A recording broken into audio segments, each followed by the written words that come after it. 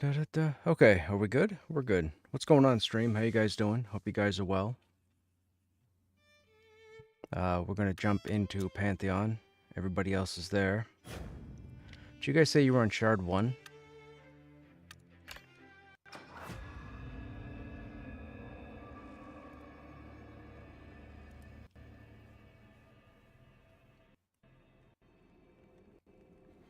Mm-hmm.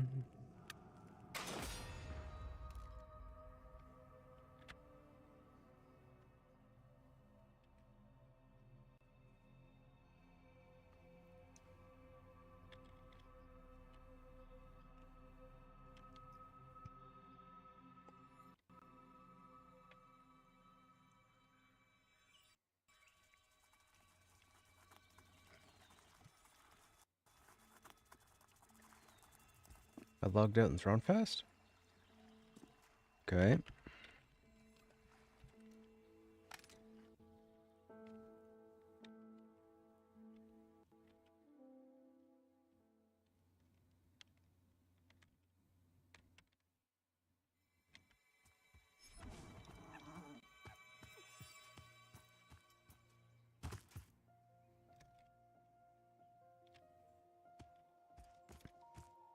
Okay, that player lag was weird.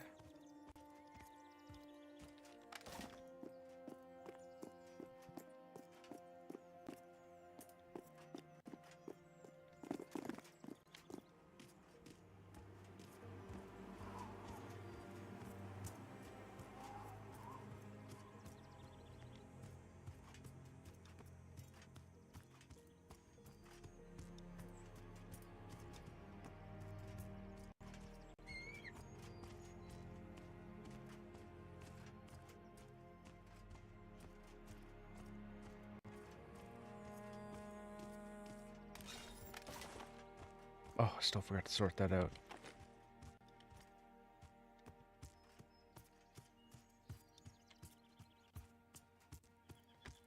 I'm almost there.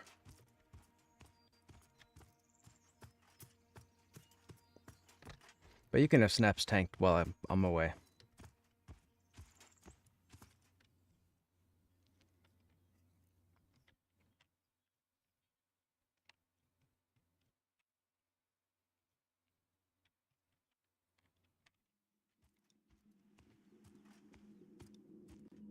I'm in zone.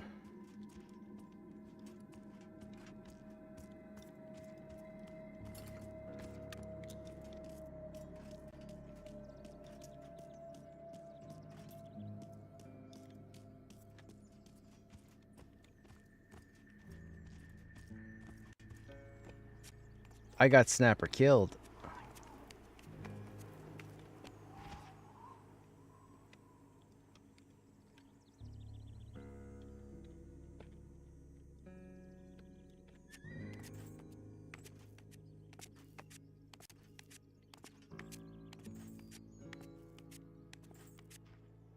She spelt my name with a P and it got you killed.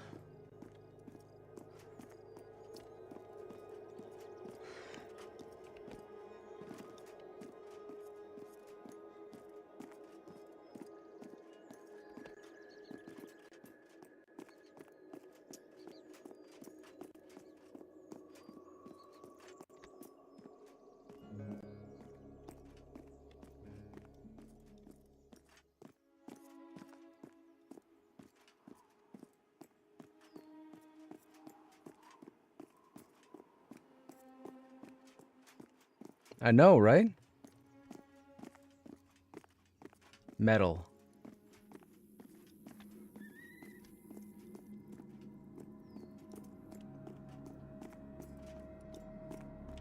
I mean, it seems to move like mithril.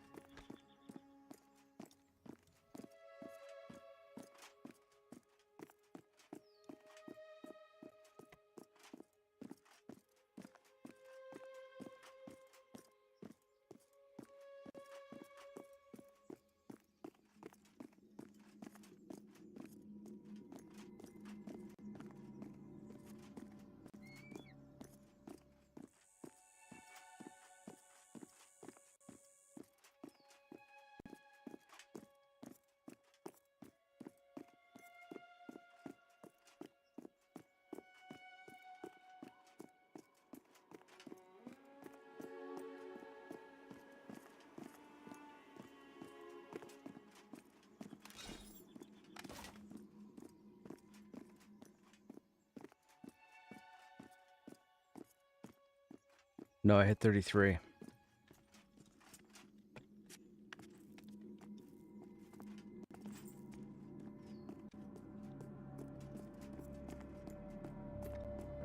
Yeah, I can drop. That's not a problem.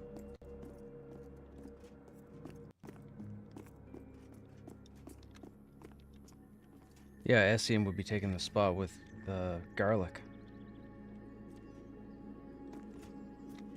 Yeah, it's Ali G. He's got it typoed. It's AIL, not ALI. AIL in French is garlic. Joke is explained, no longer funny. Hey, I'm fine. I just dropped off the cliff. I fought with gravity and lost.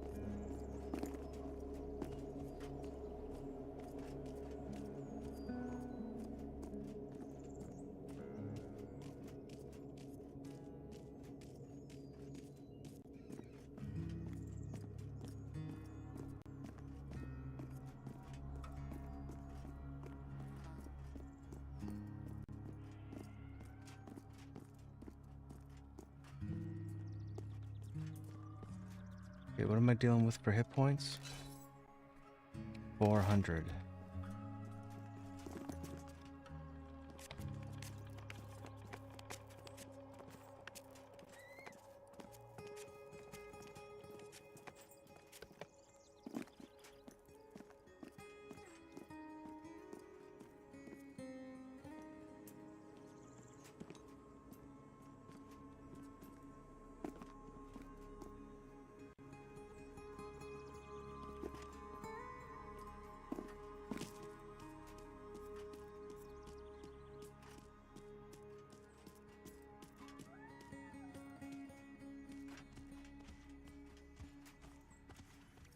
Snap can still get his reps in. Give him a couple.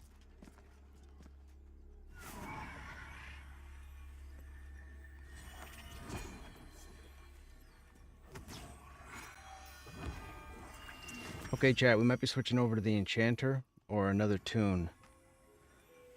We have 7 here, and myself and Snapper are the highest levels. Oh, actually, Pen's 33 too. Snap ducked out last night. I'll probably duck out this evening. We'll jump over to the Enchanter.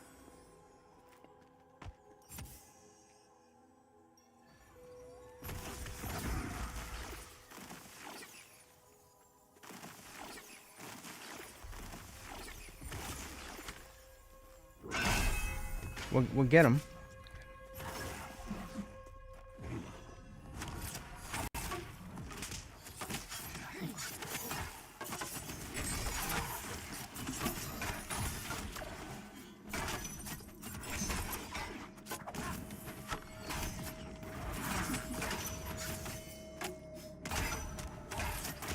Yeah, why not?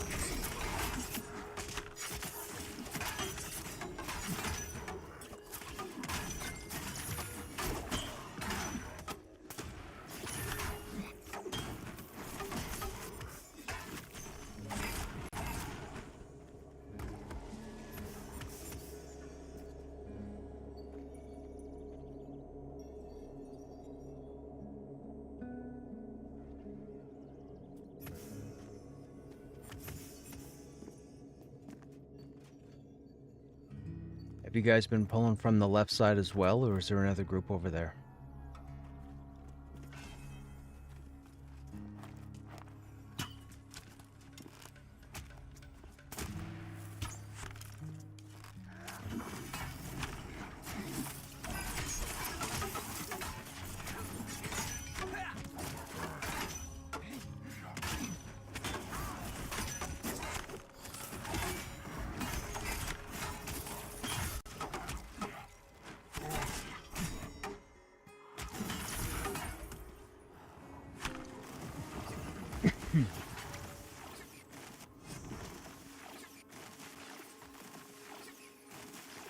Okay.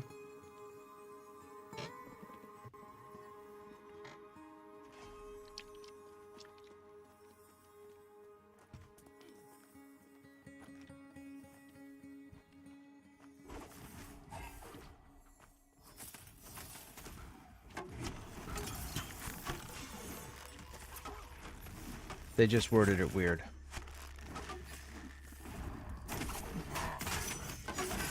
I'm guessing a different person wrote that skill than the other, whatever other skill's typical.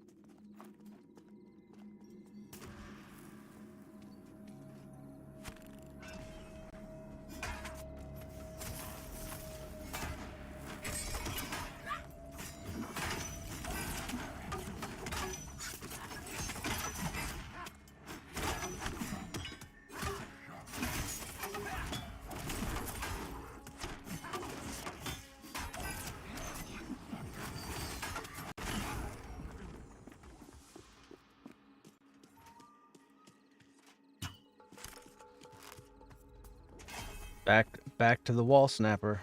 Back to the wall. No, put your back to a wall. Uh-oh.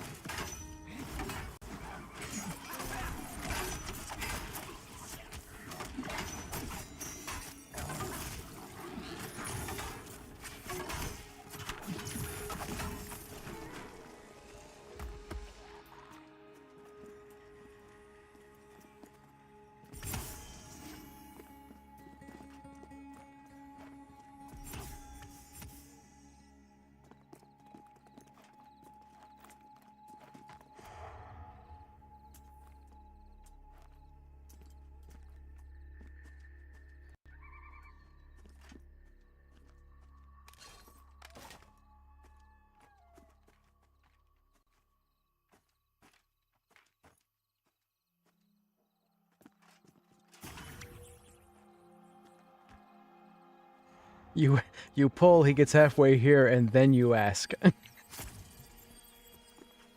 True tank mentality right there.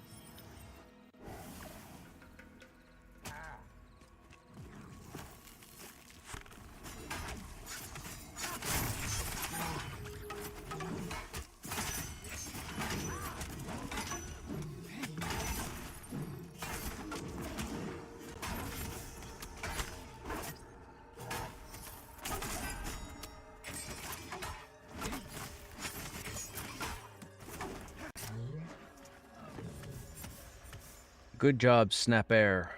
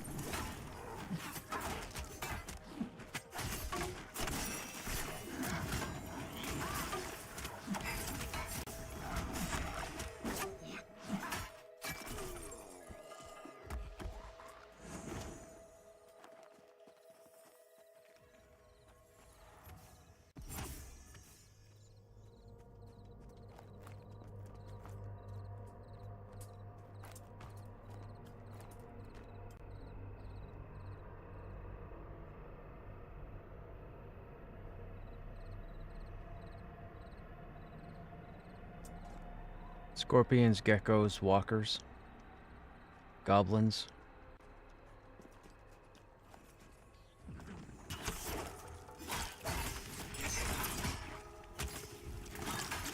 Basically everything. The Myrkins don't, but they make up for it with the headbutt.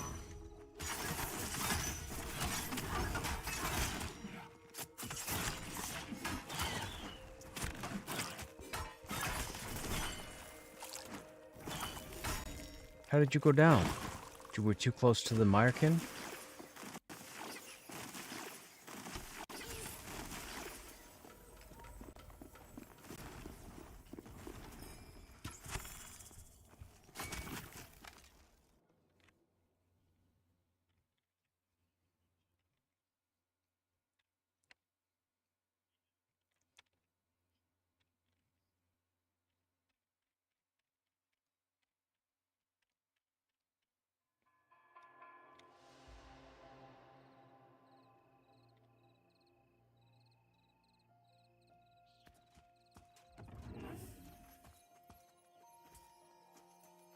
Wait a minute, isn't there one of these over on Nightwatch Knoll? Isn't this up by Lycan, or Wyken?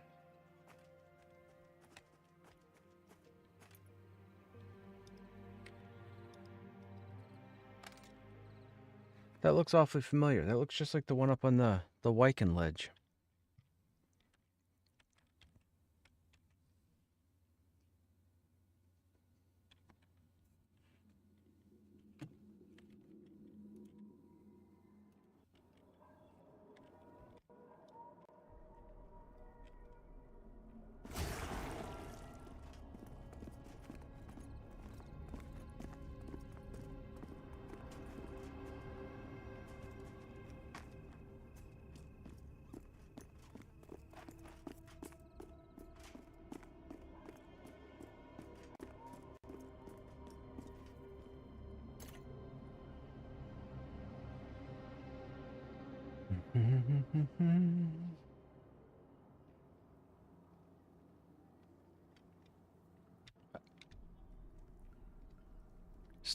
Stay in the group. I beat you to it.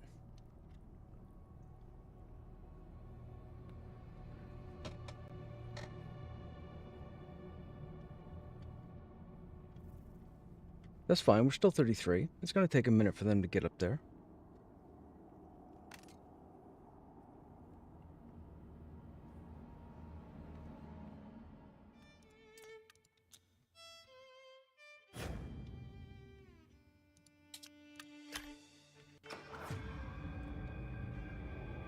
No worries.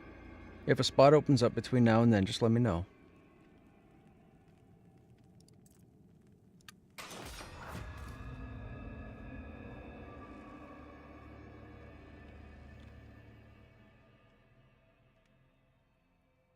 There's too many cooks in the kitchen, chat, so because I'm one of the higher levels, gotta be nice and let the lower levels get their XP so they can get caught up.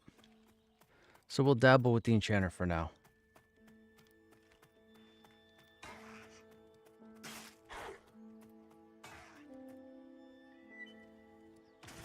They're probably gonna be full for a while, so we'll put our LFG tag up. Maybe somebody does Goblin Group or something.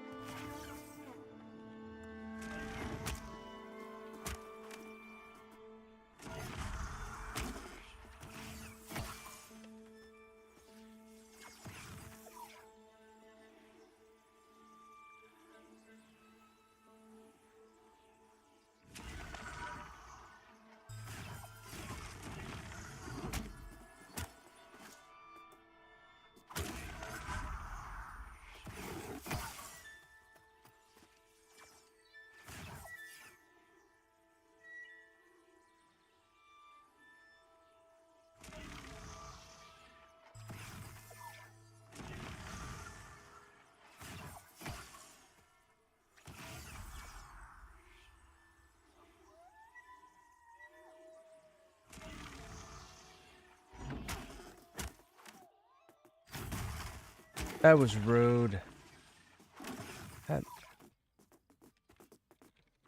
I'm gonna die.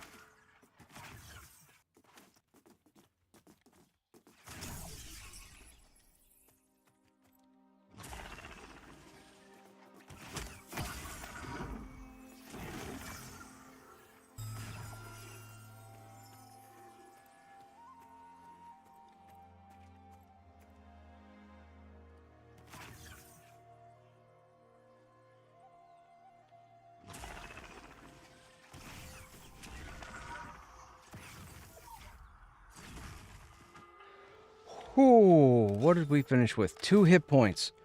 2 hit points. that was wild. 2 hit points.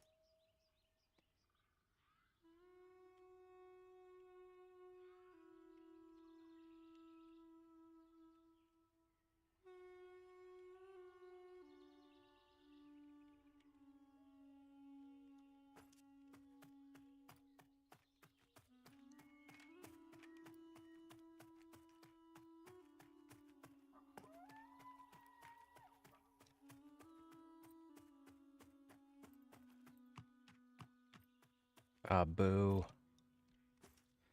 Somebody's clearing up here.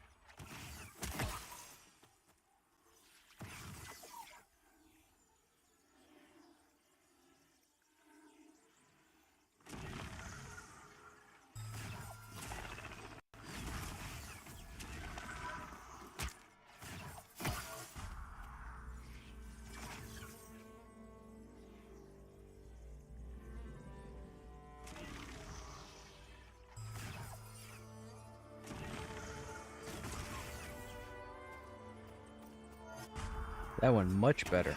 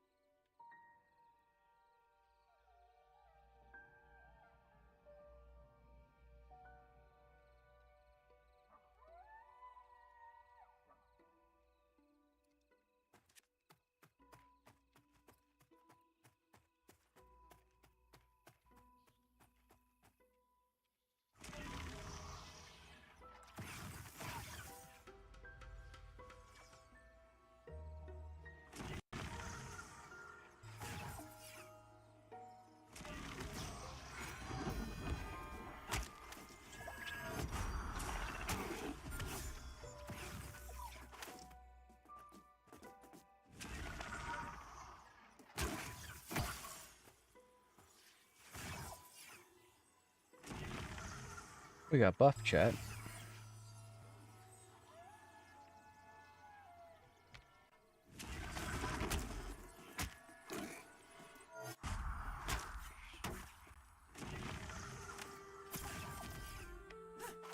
Guess we may as well melee.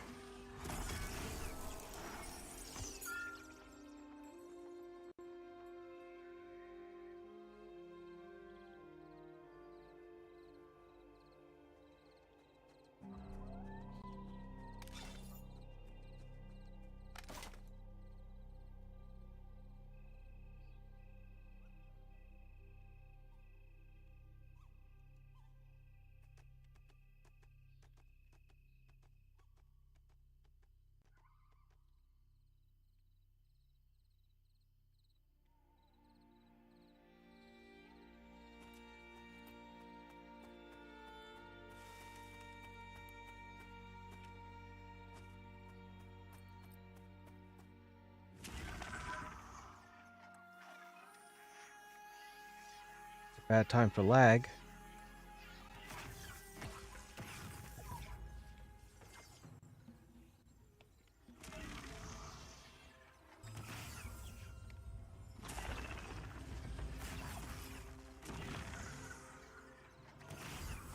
Wait a minute, root's stuck?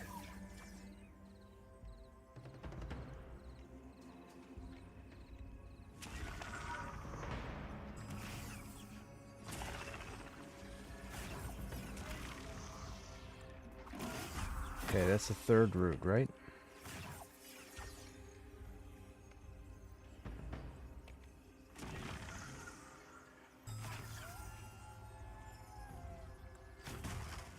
This is the fourth one.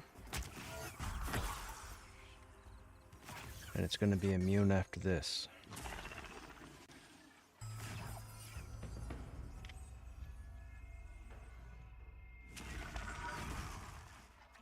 Yep.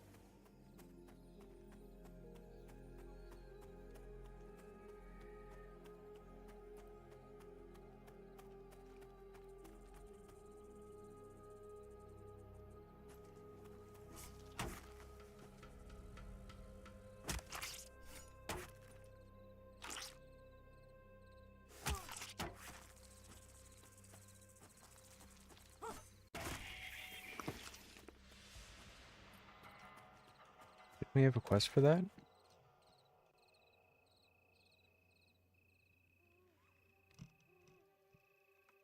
Oh, it's completed already. Oh, we have quite a few that's ready to turn in. Oh, we need jute.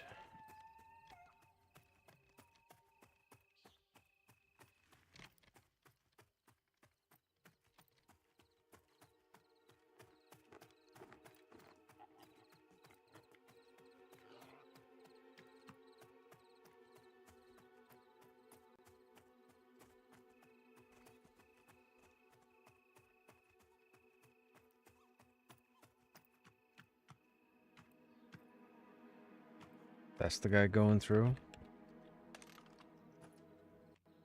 Level 7.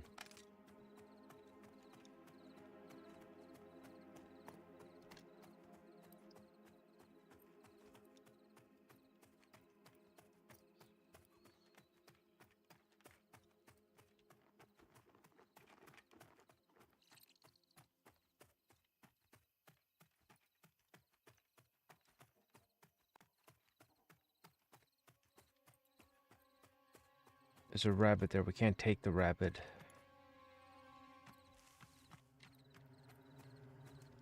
Is the bandit here? No.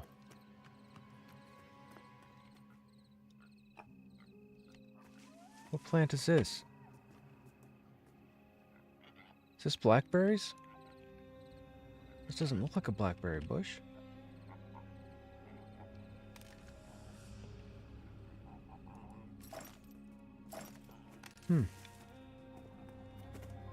I guess they changed that graphic. That boar's yellow. That boar's blue.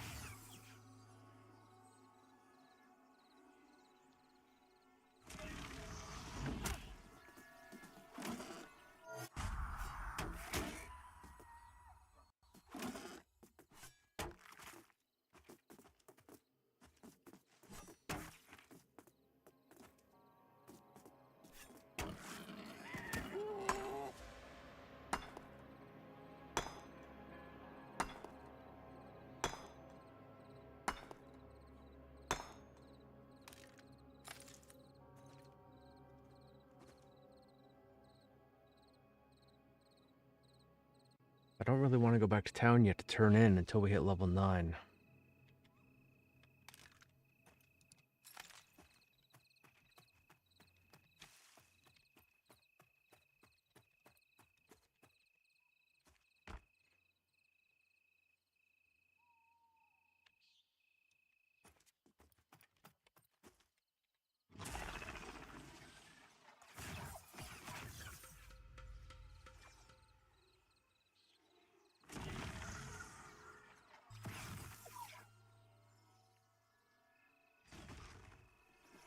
Oh, you beat me to it, you little bugger.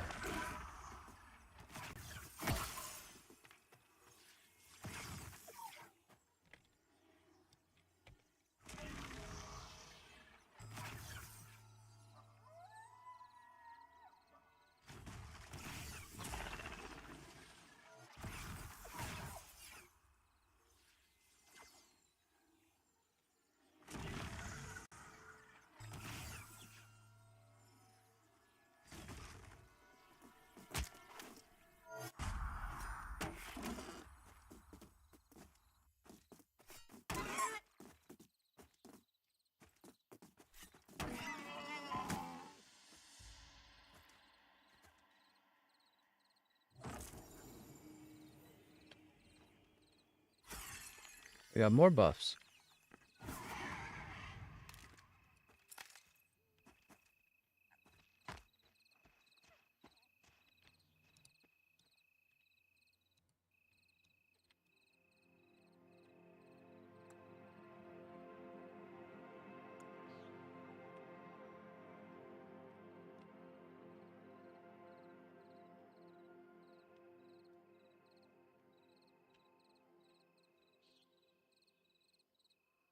Well, we want to take advantage of this. So, where's that rabid bat? Actually, that boar will do.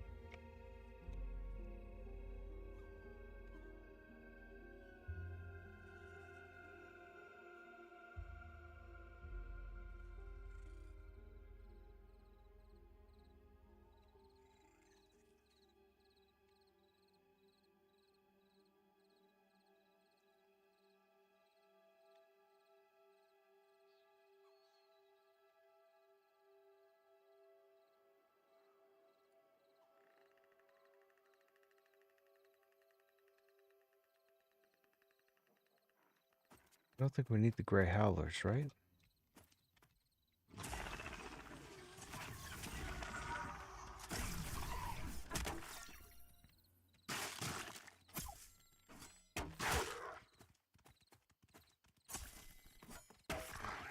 No. I think somebody killed that rabbit. Oh, yep, there it is there.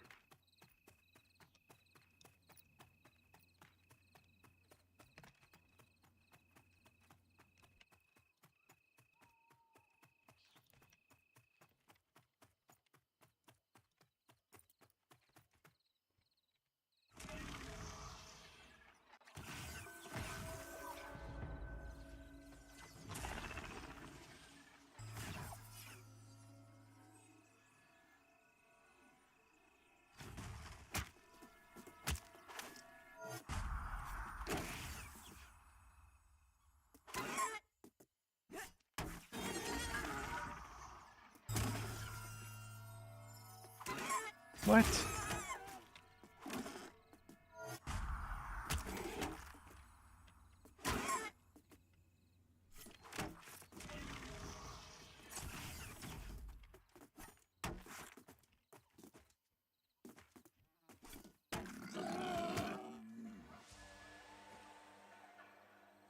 Hey, Yezi, what's happening? We do have a rogue. I just haven't jumped on him. I think he's like level 4 at the moment.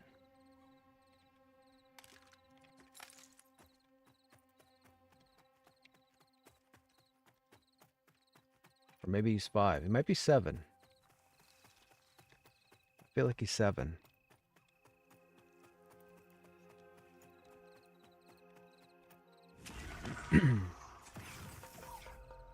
He's over in Wild's End.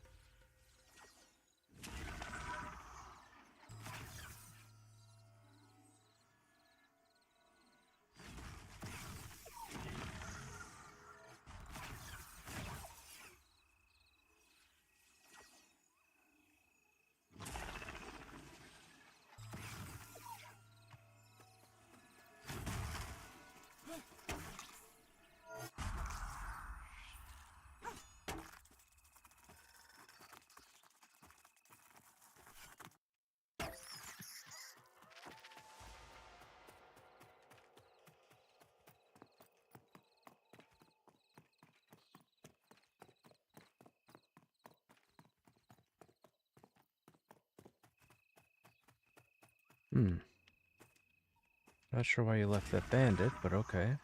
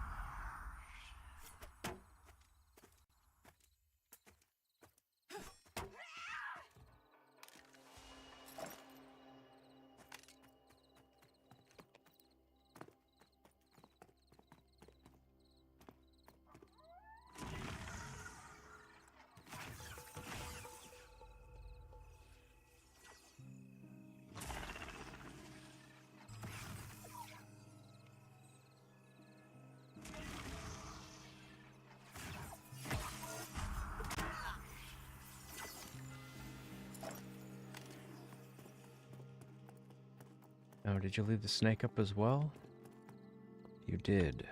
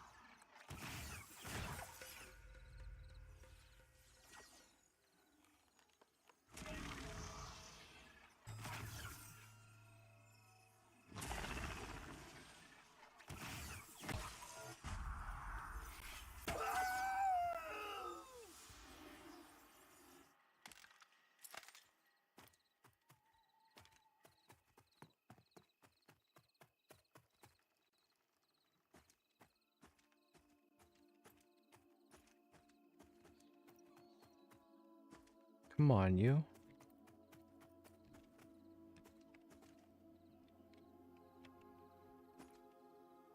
Fine.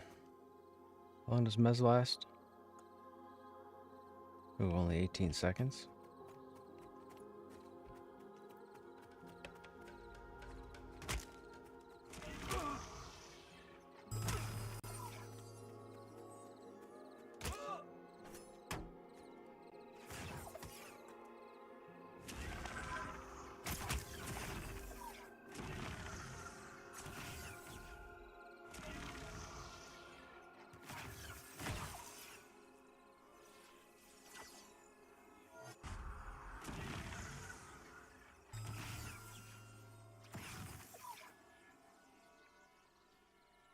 I don't know why I did that. I timed that wrong. Oh, you dummy.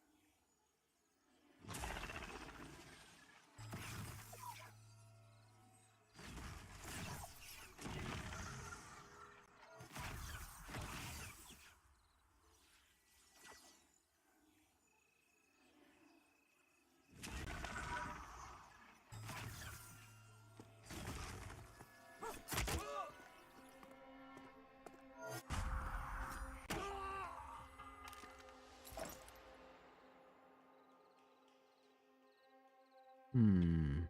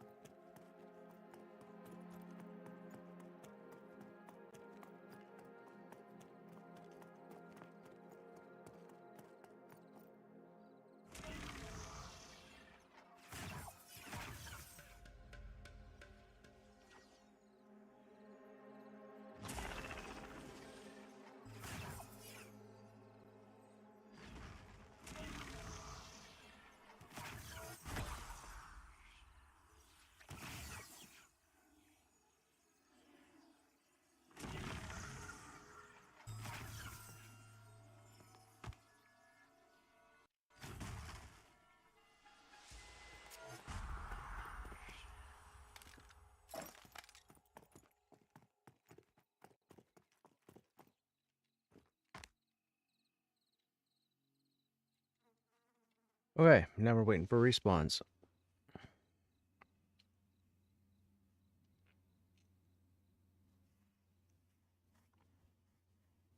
Oh, there's a ghost viper.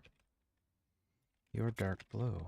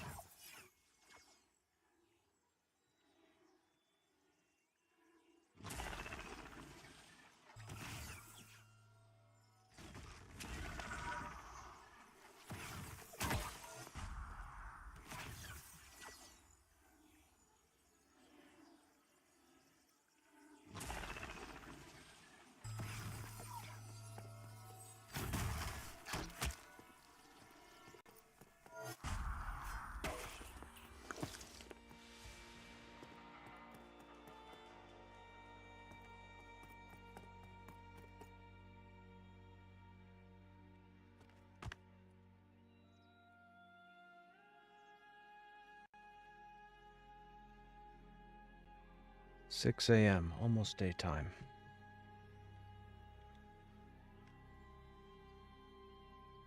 We're almost level 9, 12% away.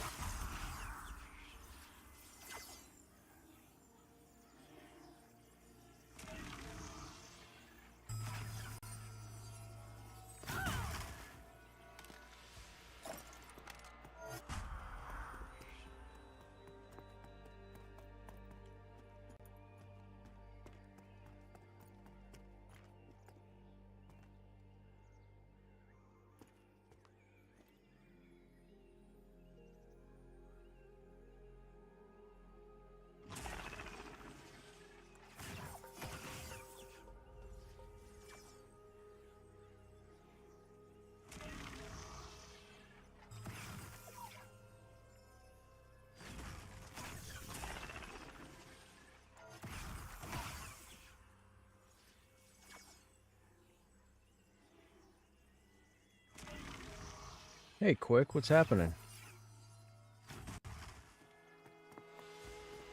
The usual crew is grouped at the moment, and I bowed out so a lower level could get in.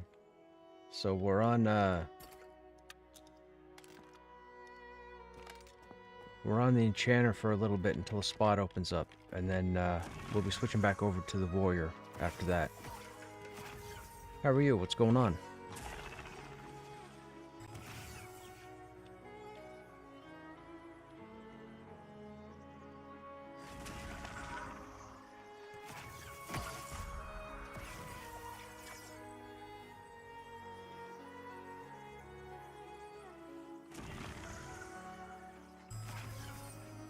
The Sunday night in Pantheon?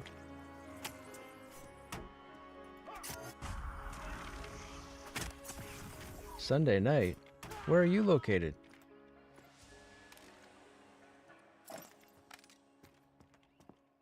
You over in Australia? New Zealand? No, it'd be daytime over there. Saturday? Yeah, I was gonna say, I don't know where you are. Sunday night? You were throwing me off.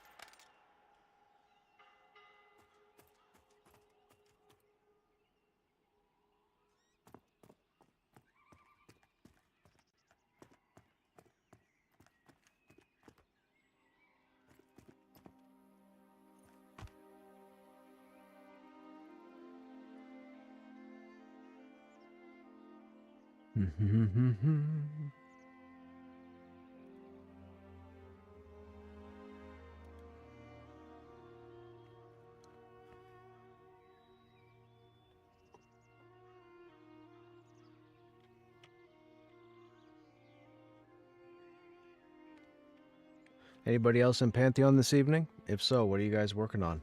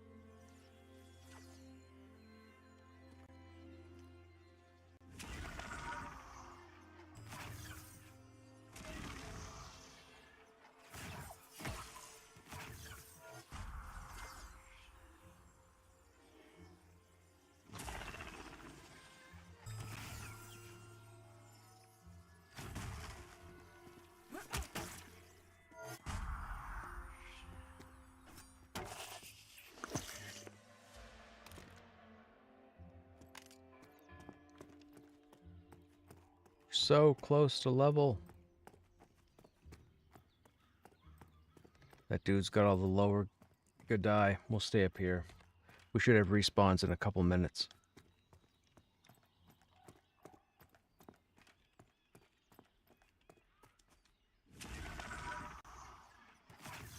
How'd that snake spawn so fast?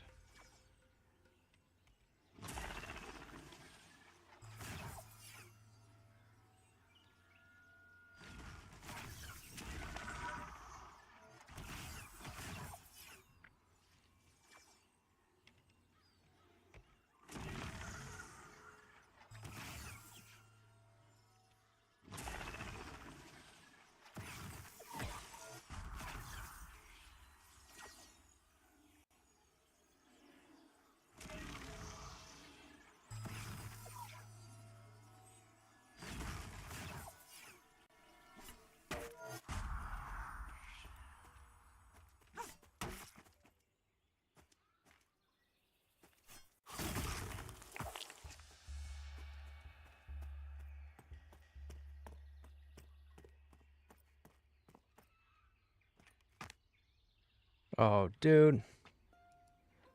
That's the same dude that was just down below us.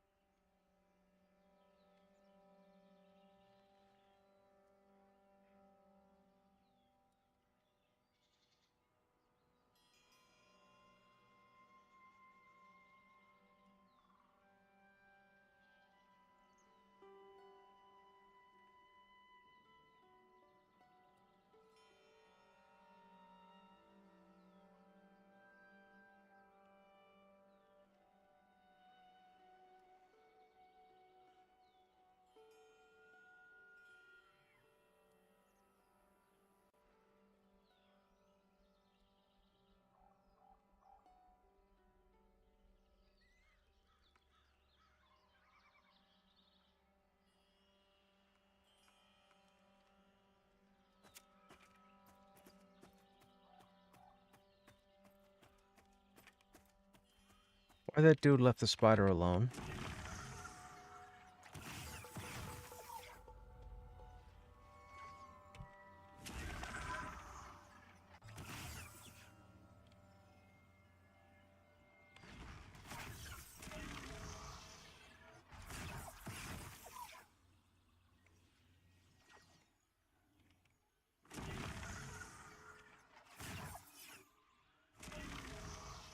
Oh, that was rude.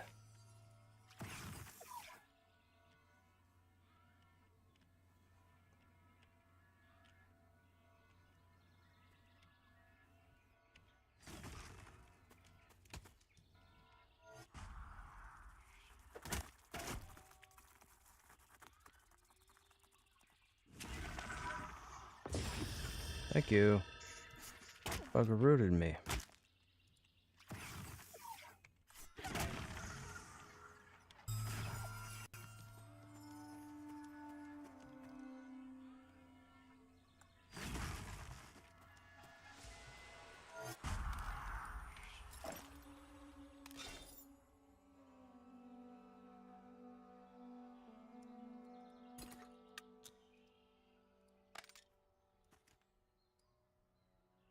Oh, we already have it on. Okay. These guys aren't worth killing now, are they? Nope. These guys just went gray.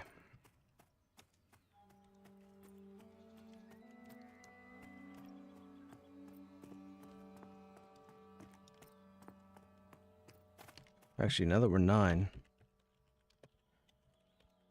we should be bound in Avalia. We'll sort out our bags and head back.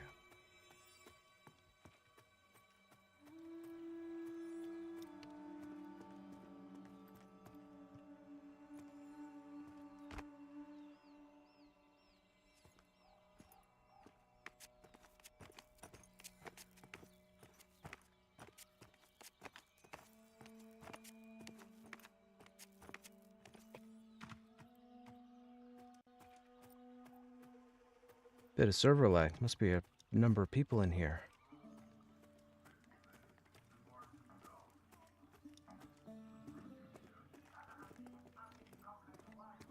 Nope.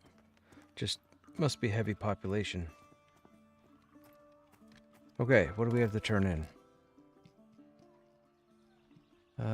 Farmer, so stables, Lendl, and her. Here's Lendl. Yeah, this door here is supposed to lead to a whole underground complex that I believe takes us to Castle Thronefast, for those who don't know.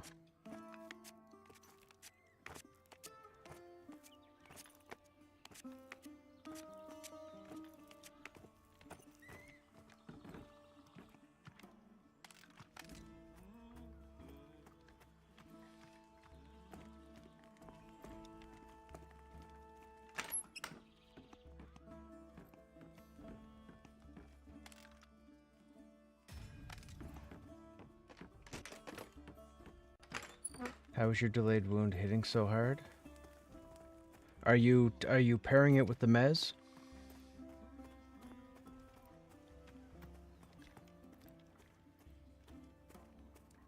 Probably my gear. I mean, my intellect is 16. What is it based off of? Intellect, right? Charisma and intellect. My charisma's kind of garbage. I don't know, man. 16 and 10.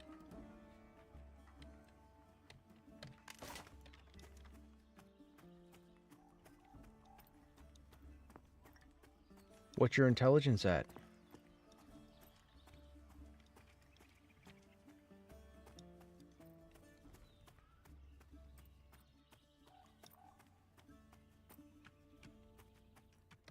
In charisma or 11. I can't see 5 points making that big of a difference, because mine will crit for like 90 damage.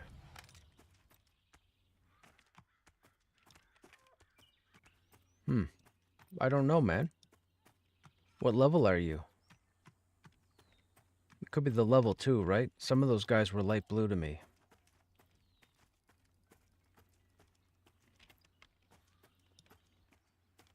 Interesting. I don't know. It's based off in intellect or intelligence. 5 points wouldn't equal 40 damage. Annie Ray, Provisioner, and the Huntress.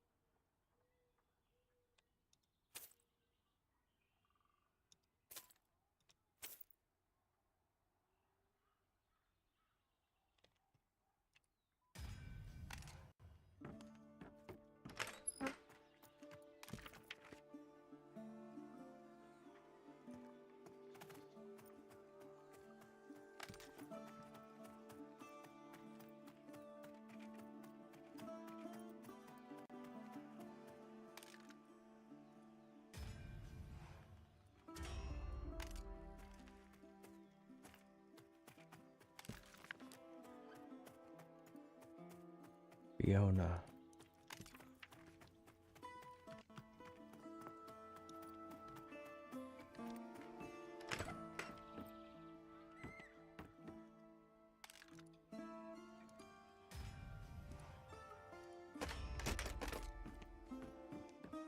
What trade skills do you take as an enchanter? Do you do the stereotypical jewel crafting? I don't want to have to worry about gems.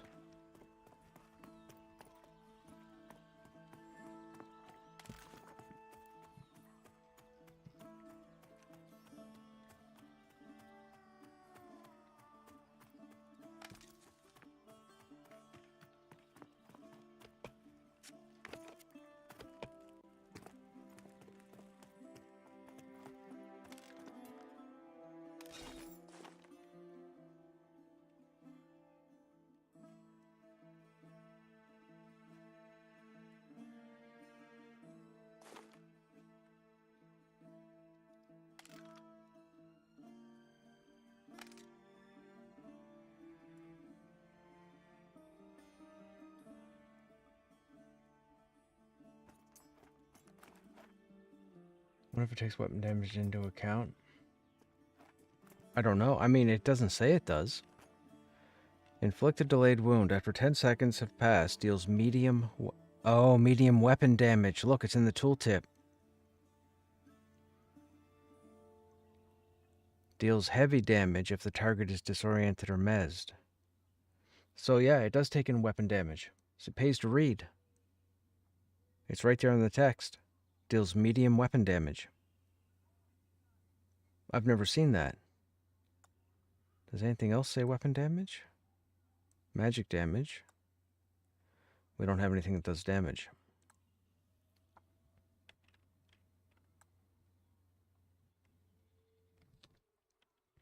That's what it is.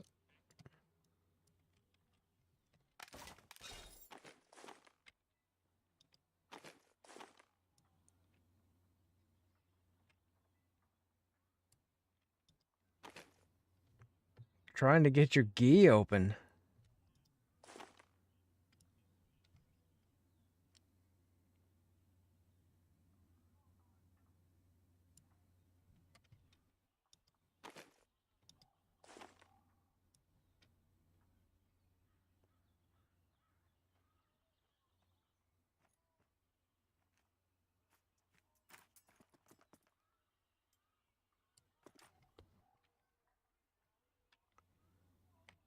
I guess we could do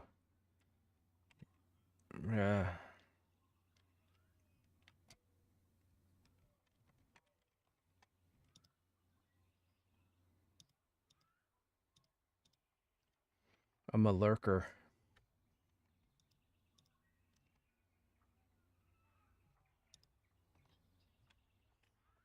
Oh, it's going. I just hit 9. I'm on the crawl to 10 now.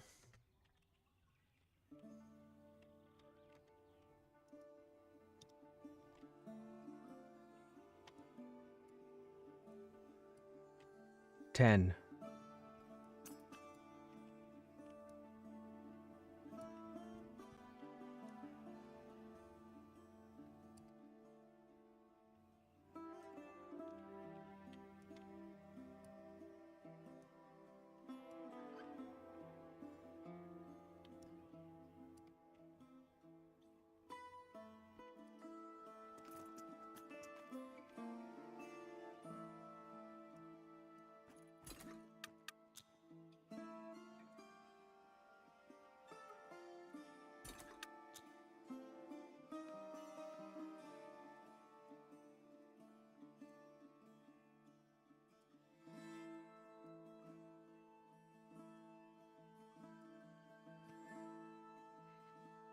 What else do we have for quests? Anything we can put in our bag?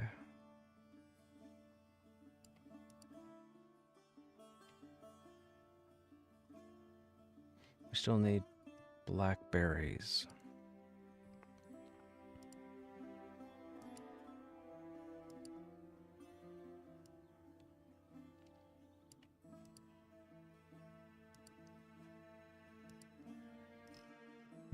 Not really anything.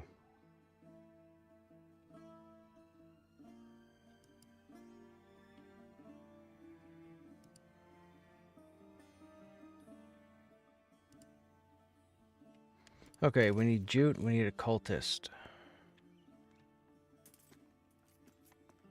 Inventory is fine.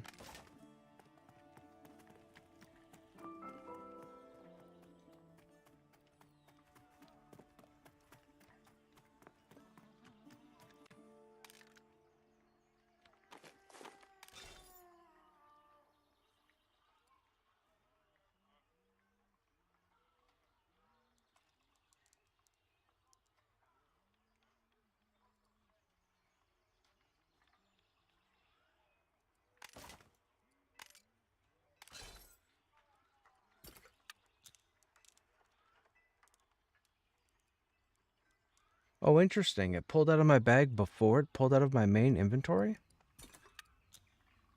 I didn't know it did that.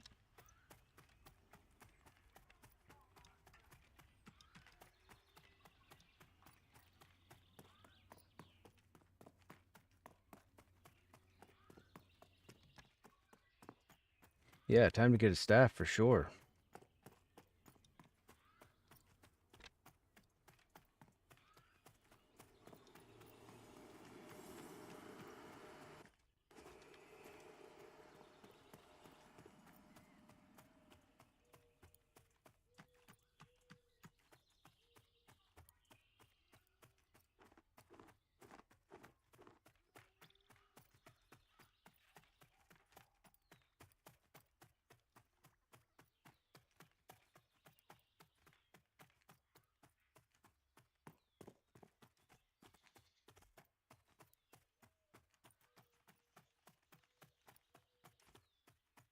Well, sir, where's the jute? There's the blackberries.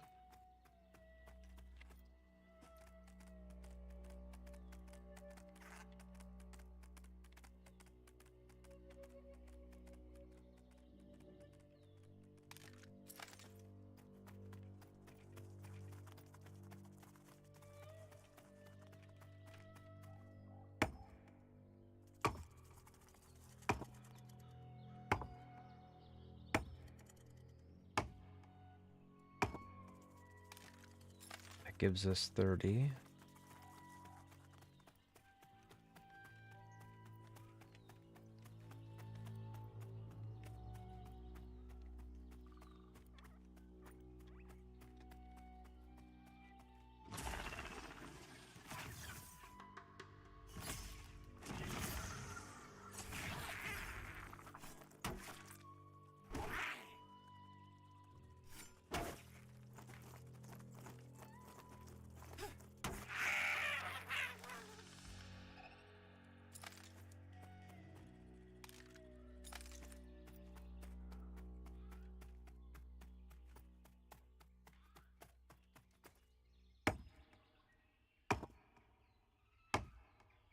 There's jute.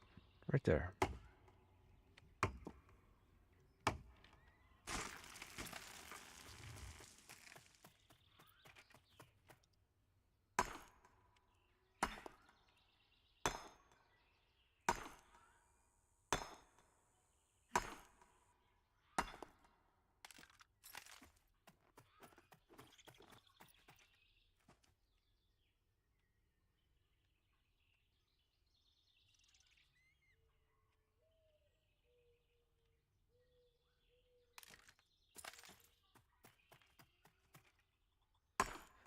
Somewhat funny story. When I was 19, probably, might have been 19, 18, 19, I was over to Buddy's place for a house party, and we were going to go downtown. Yep, we were going to go downtown or whatever and celebrate. And it was Halloween, so we were getting ready at my buddy's place, and I had a fake mustache because I was going out as a 1980s Mexican. Like, I had the sombrero, I had the handlebar mustache, I did everything. I looked fantastic. And the mustache kept falling off while I was at my buddy's place, and I kept thinking it was sweat from being dressed up or whatever, and it was, you know, obviously hot, wearing the makeup, being outside. So I grabbed my buddy's modeling glue, and I took a finger dab, and I put it across my upper lip to put the mustache on. I didn't know any different. Speaking of burning your skin, holy shit, dude, my whole upper lip was just destroyed for like I was in so much pain. Lesson learned. It was so... I couldn't touch it. Oh my god, dude. It sucked. It was all red, ripped. I didn't know. I didn't know at the time. It was the only thing he had. I grabbed it, put it on. The mustache was fantastic, but about an hour in, I'm like, dude, I'm really feeling uncomfortable. And I went to try and take the mustache off, and I couldn't get it off, and I'm like, oh no, what am I going to do? So anyways, it kept getting worse and worse and worse, and I ended up going back to his place, and I think I soaked my face in warm water for I don't know how long, and then I was able to gradually cut it off with the X-Acto knife. I was able to gently cut across the back of the mustache.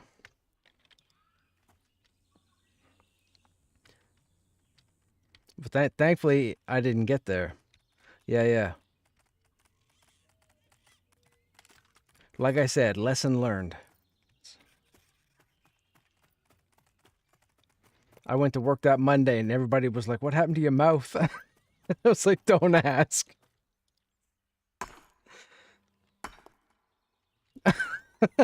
I was trying to find out how I was going to work that I burned myself drinking coffee. But I was like, no, I can't do that.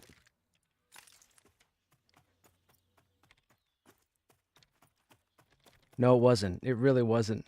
No. Yeah, I know.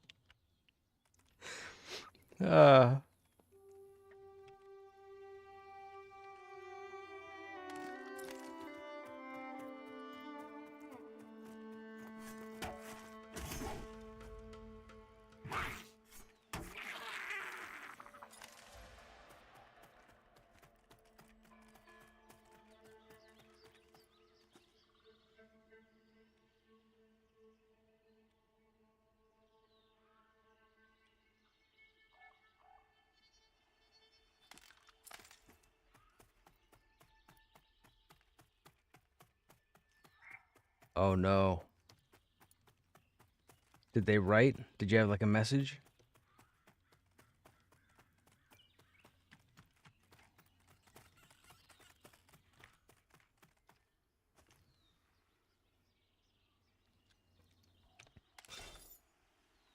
"13 blackberries. We have enough jute for the quest."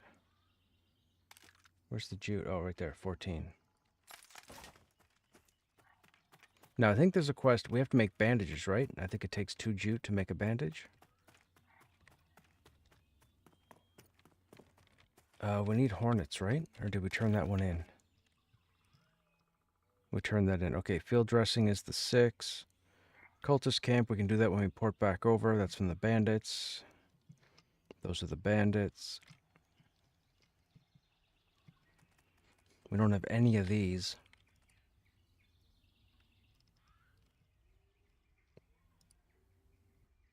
We almost have enough blackberries. We need one more blackberry bush.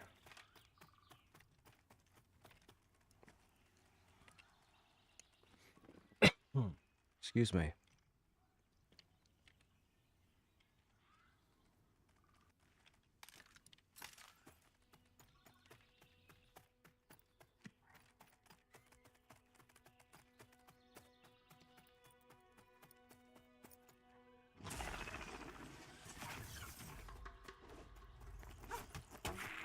Okay, these foragers used to knock me down every time they threw a stone at me, and now they never knock me down.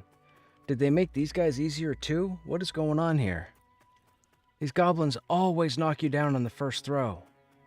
Always. I haven't been knocked down once, I don't think. And I've been pebbled 7 or 8 times.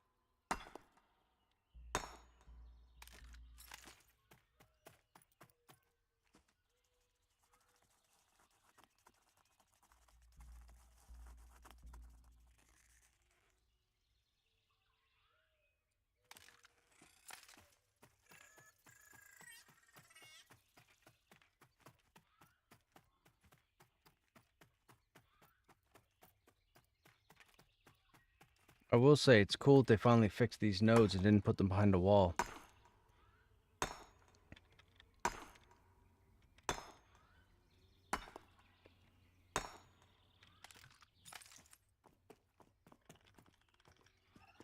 Oh yeah, they moved the wall in.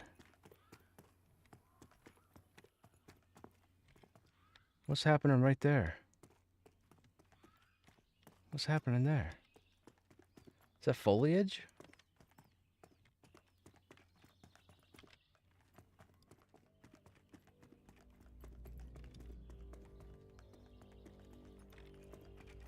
Almost looks like it could be water. It can't be. There's no water there. That's a cliff. Interesting.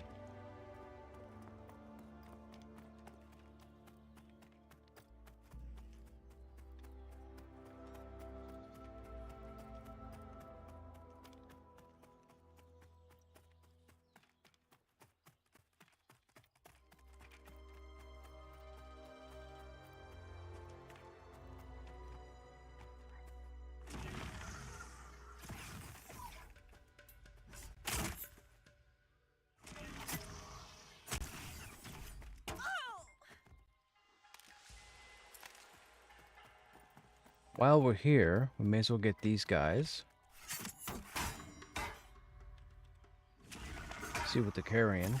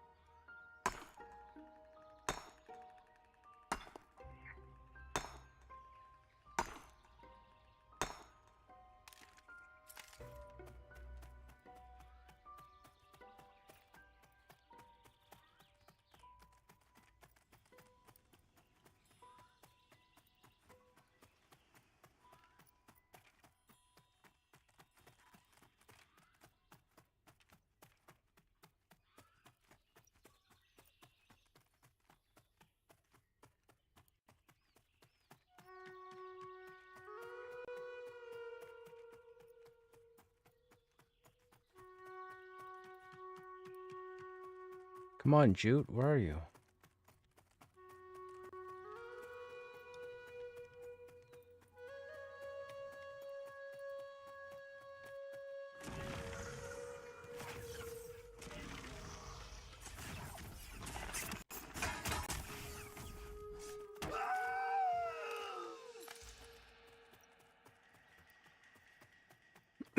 Excuse me.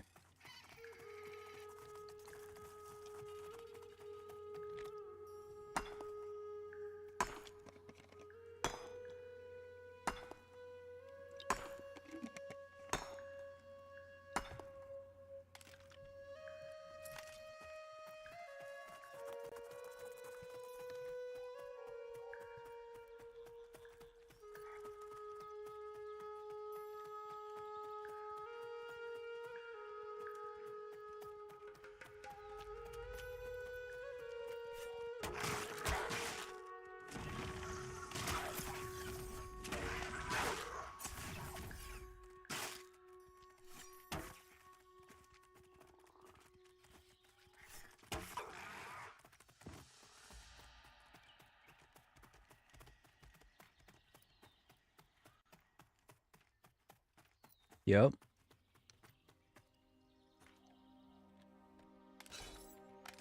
Oh, I have no idea.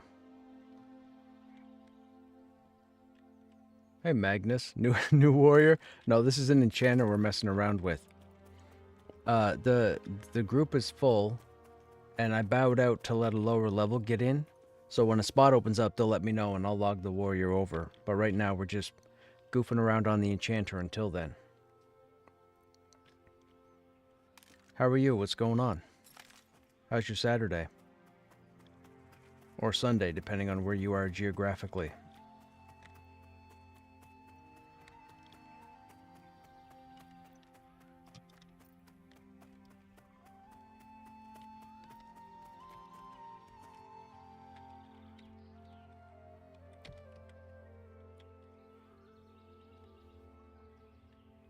Food temptations? Dude, I was gonna order a donair today, like I was talking about yesterday. Then I got invited out for dinner. So I decided to go for the free food.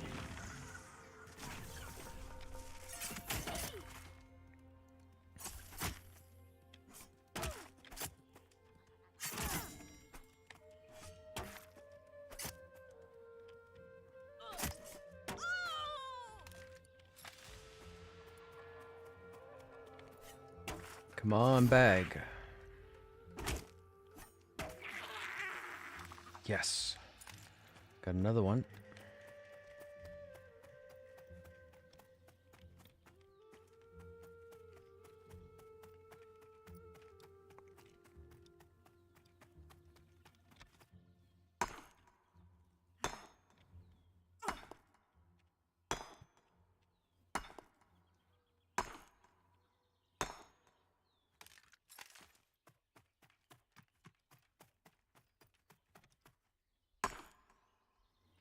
Sister got a care package from the Polish bakery nearby, and it's full of so many baked goods. Dude, that's awesome. Treasure trove of nostalgia.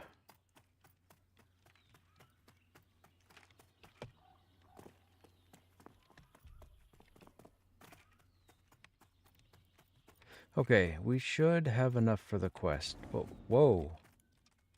Oh, there's that bug again. The rogue's den. Okay, that's not right.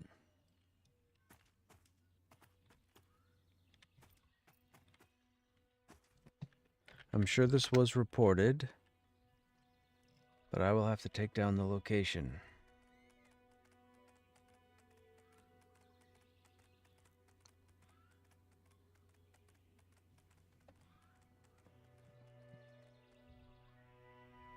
Okay.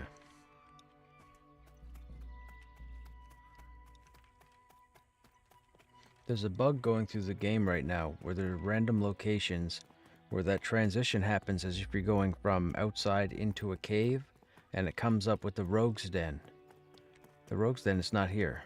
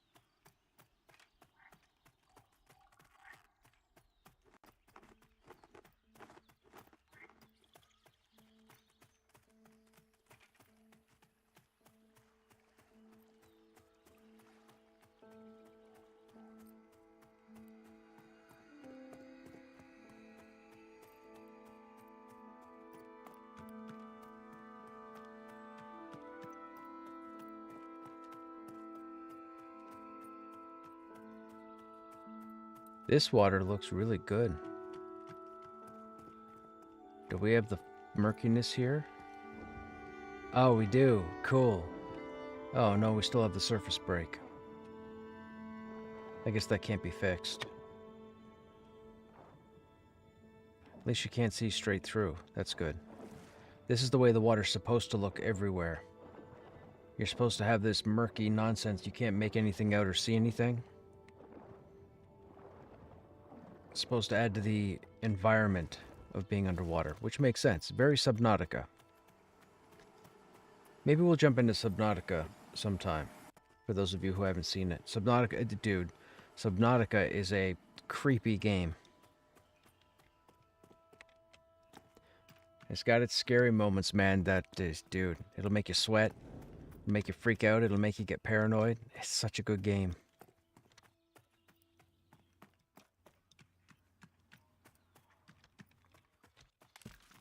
Okay, so who do we go to? The priest. Oh, we gotta go to the cultist camp.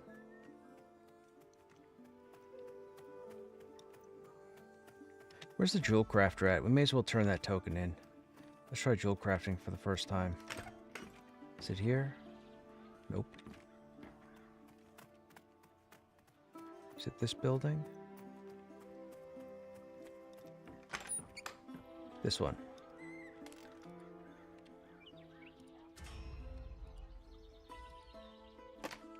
Alright, we took one trade skill. Not that we're going to do it, but we took it.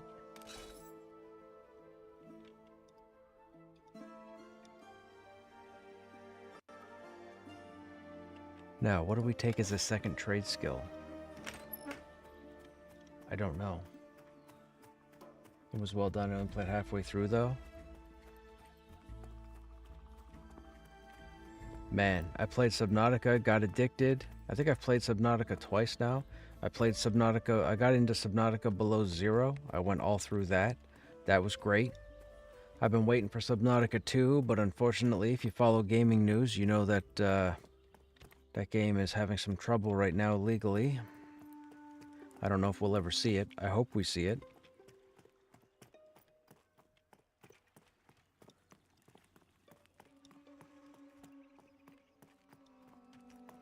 We got to go up here real quick.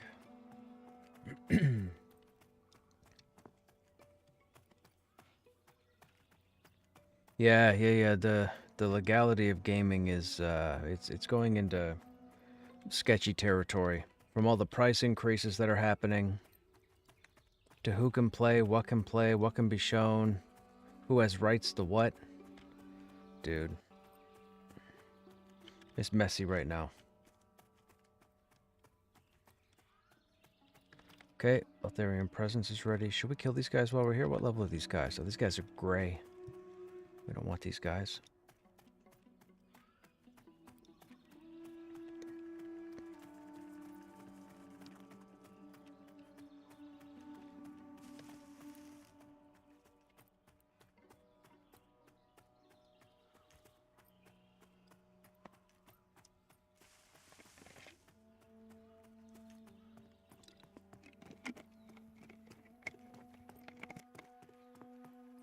Should we do a quote-unquote scary game for the month of October? Should I revisit Subnautica or maybe Dead Space? I love the Dead Space franchise, man. I don't know if anybody would really watch that. The people I get nowadays pretty much are just looking for Pantheon.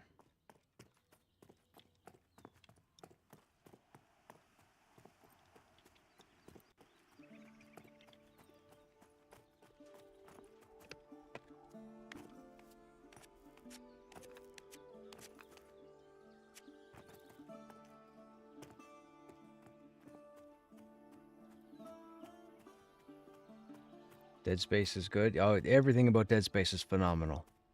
I know people, well, myself included, I know the diehard fans weren't happy with Dead Space 3 going more adventure than scare, but I still, I'm a fan of the entire franchise. I've seen the animated films.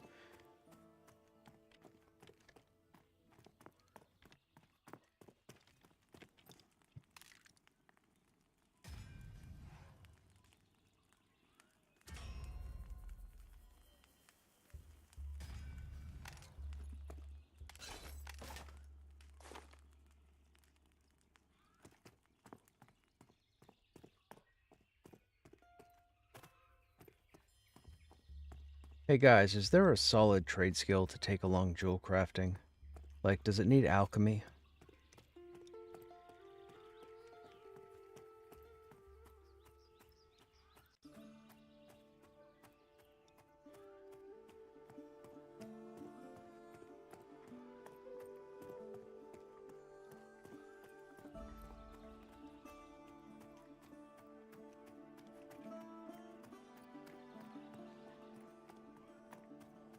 Okay. I guess they're saying alchemy. Well, that's true. You don't necessarily need alchemy because you can buy the flux and polish off the merchant, but... Hey, Commander Kale. Have you got to check out Black Rose Keep? Yes, we've been living in Black Rose Keep since it launched. My group is actually in Black Rose Keep right now, but I'm not there because we had a lower level come in, and I stepped out because my warrior right now is 33. But we've been everywhere. We're okay. So for those who don't know, I'll try and make this quick. I've been playing this game for a very long time, about 3 years. I'm on 7 warriors. My playthroughs for early access have been at level, meaning that even though I have level 50, I'm not going to take him into a place like Black Rose Keep because it's lower level and it would just be steamrolling, and that's not fun. So we took my current warrior, Krushnek, in there around 15. He's 33 now. We've run all through Black Rose Keep. I try to keep everything at level. My group is at level. The people that I run with are at level. It's been pretty challenging. Black Rose Keep is a pretty cool area, but we've been all down through the chasm. We've hunted all the names down there. We've been on the main level of Black Rose Keep, but we're not quite high enough yet to go into the upper part. A couple of my people still need 2 levels, and then we can go. Aggro radius is getting us killed.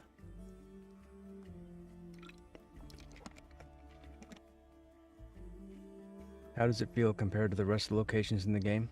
Oh, Black Rose Keep is my favorite place right now. Hands down, Black Rose Keep is my favorite spot. It used to be Halnir's. Halnir's used to be my favorite. At level 50, you pretty much start over? So, we don't really know what's coming with the game at this point. We know they're trying to finish the rest of this continent. We know we have Badia Dakara still to come in, which is the next above ground or external zone. There's also Black Rose Keep Part 2, which is coming, which is a higher level. So when the higher level content comes in, which I believe is around 45, it might be worthwhile or would be worthwhile to have your level 50 go in. But as it currently stands right now, there's nothing for Krushnek to do at 50. If I jumped in, I'd pretty much just be steamrolling stuff. Krushnek is best in slot, mostly everything in the game. I've killed everything in the game for the most part. Like, yeah, he's just sitting on the bench.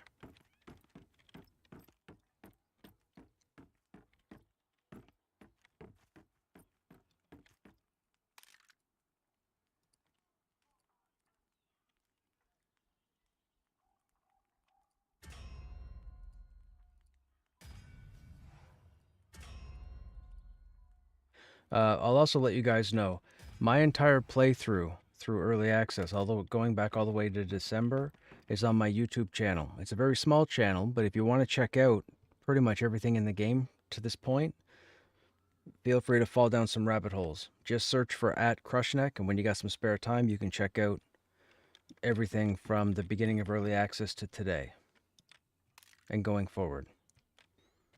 How much money do we have? 2 gold. Do we want to buy this stuff now?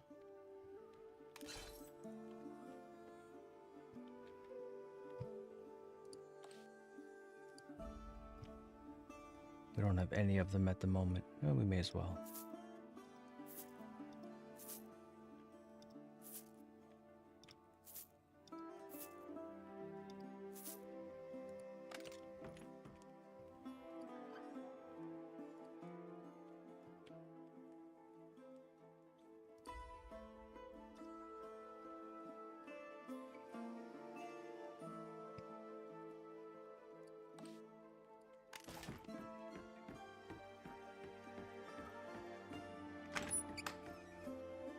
Love to hear that about BRK. I have some gripes with the current town's layout or lack of. When you say town, you mean like Avalia, Sohirith?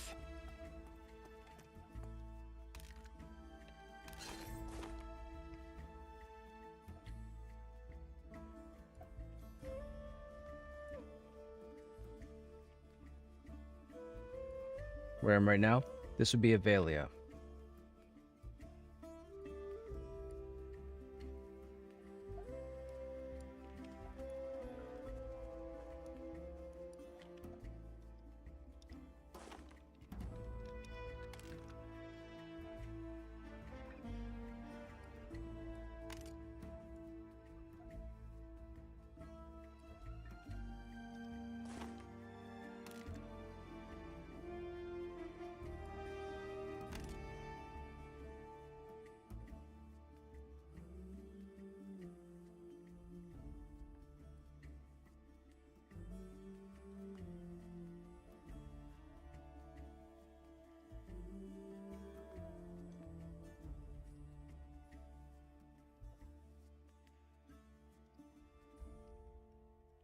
Actually, we'll keep that on us.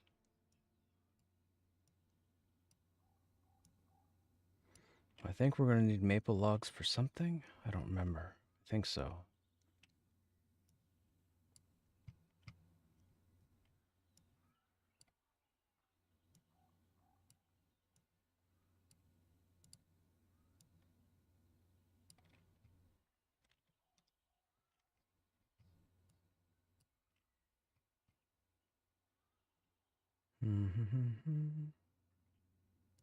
The bandage I think we need. We don't need these.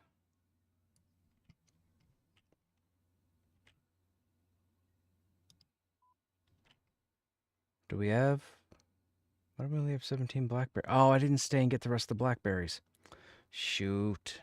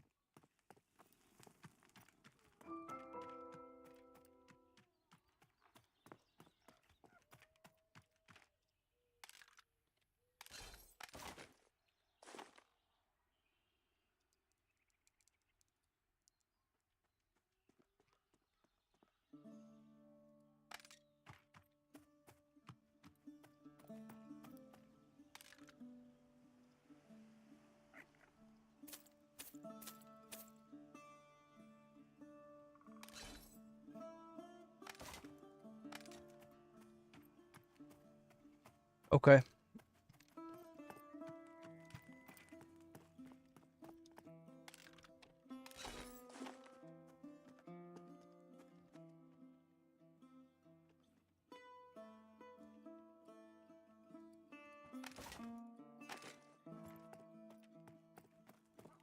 Okay, they want me to switch over, chat, so I gotta switch over.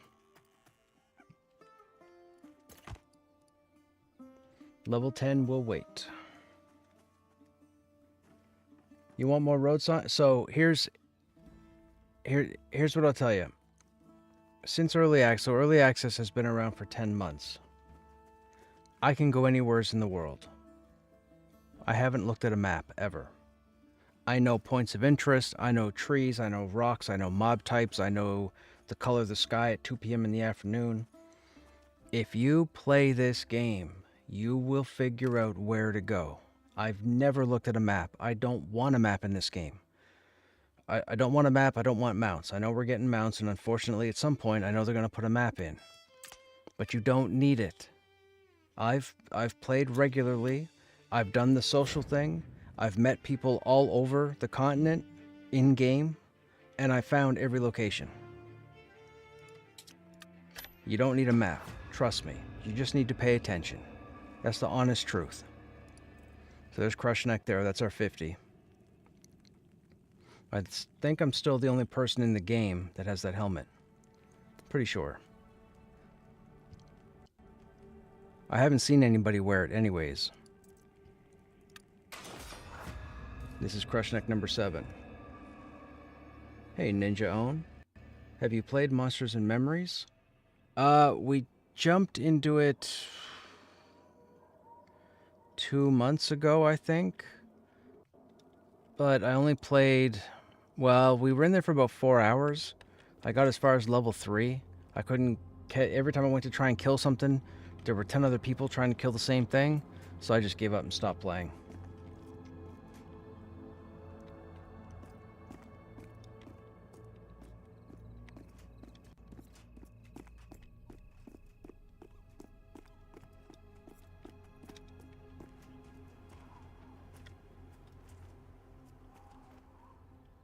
Pantheon was a cash grab. What makes you say that?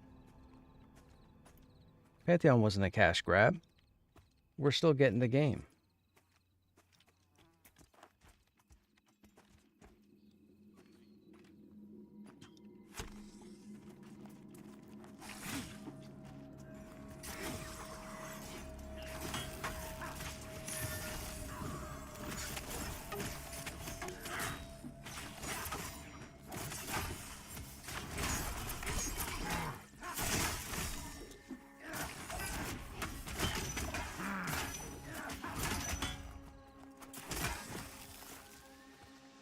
So now we're in a place called the Enclave, which is the bottom part of Black Rose Keep.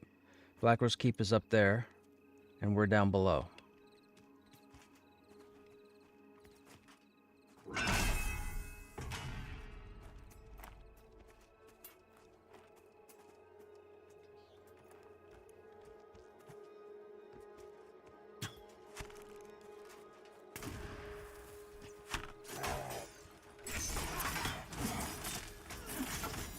How did I get the headbutt?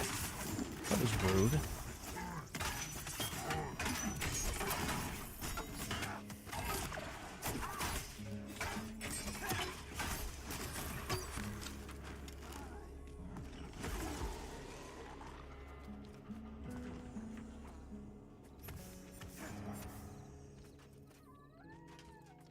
Told my friend yesterday Pantheon feels like it was a scam that raised enough money. They were like, well, guess we can try to make it. No, this game was never a scam. This game was that trolls throw around scam all the time. This game was never a scam. It was never a scam from the beginning. We don't need to get into it, but it was never a scam. It was a legitimate project, and it was coming out regardless. There's no ha-ha, we gotcha. That's never been a thing. They've been 100% transparent about everything they've done with this game. People just don't pay attention, and they see what one person types and they run with it. Do your homework. I've done my homework.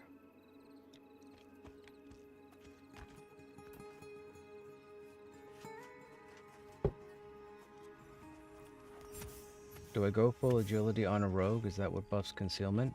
Concealment is its own stat. I believe concealment is its own calculation, but I can find out for you in a moment.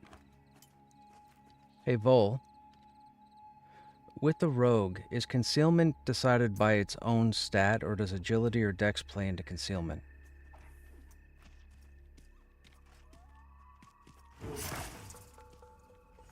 Yeah, concealment is its own stat. Yeah, so you have to stack concealment to a value.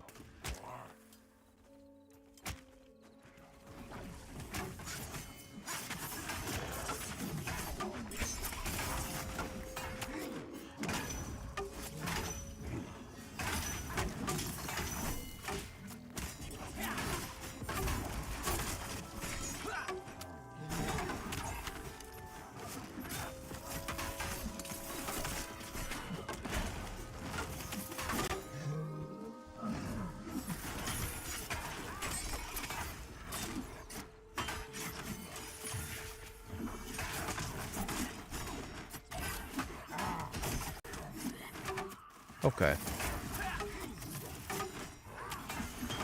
Should be its own stat. There's a gem that increases it. Yeah, I'm pretty sure it's its own stat. Argulent Online is your hope? Evercraft looks alright. I mean, it's not the same.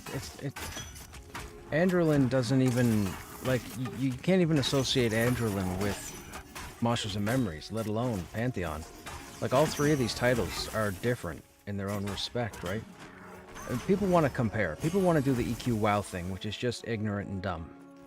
You're just childish for doing it, but not you, it's a general statement. But those three games, Pantheon, Argulin, and Monsters and Memories, they're three different beasts. People are going to compare them till the cows come home, but that's just ignorant. So anytime somebody compares those three games together, you can just think of them as ignorant, because they're not the same thing.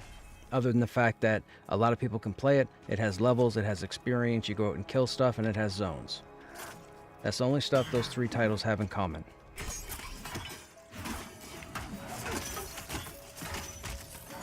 Which is every MMORPG.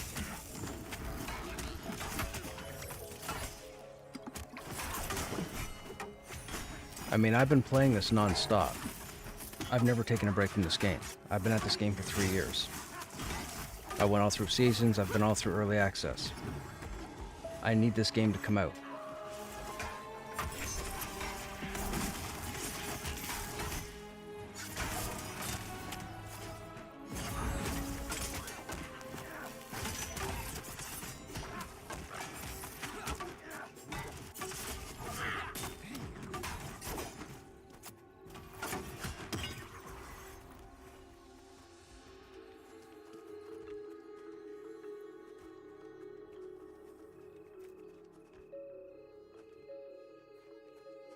Angelin looks like a Minecraft mod. Yeah, I was checking out who was playing it. Somebody was playing it. Might have been Primus was playing it, I think.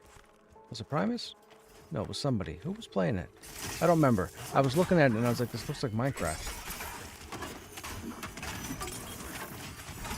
Which is further ahead, Pantheon or... Okay, so... Pantheon was until they had to change the graphic engine. Once they changed the game engine to the game, they kind of had to start over. Now, here's the thing, and pay attention. This much content is in this version of Pantheon. They have this much content, but this stuff is still in the old engine, because I believe it has to do with the other continents. Their focus right now is to get this continent out in its entirety. That's what they're working on. They want us to have a completed continent for their launch. That's the plan. Pantheon has been in development longer than Monsters and Memories, but Monsters and Memories hasn't had to change course, so they've stayed with whatever their plan is. They're also a small team. With that said, one could say Monsters and Memories is further along because they've been at it longer on the same path, and Visionary Realms had to reset in a sense. But technically, Pantheon would be further ahead because they've been at this for a decade. Now, before you people start making jokes about a decade, 2 words, Star Citizen. Your joke's not funny, there's no conversation. So, Pantheon will come out next year.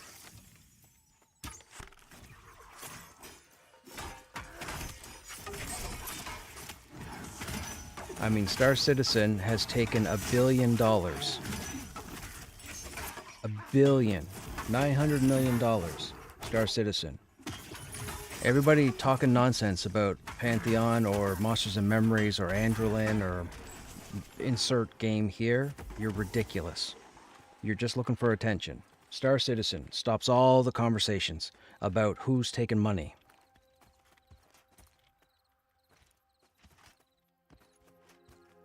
They still don't have a finished product. You still can't go A to Z in Star Citizen. You have to do it in chunks. And they've had almost $1 billion. Feel free to look it up. You put $1 billion in Pantheon's hand, we'd have 3 continents, they'd have a team of 200 people. It'd be ridiculous.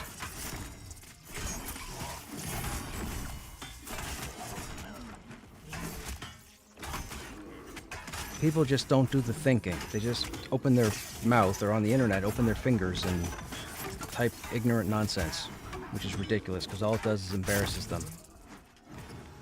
I'll have people come in here, not all the time, but on the odd regular, and they'll type trollish comments, and the rest of my chat just looks at them as embarrassing. The grown adults acting like children. I mean, I don't know what to tell you.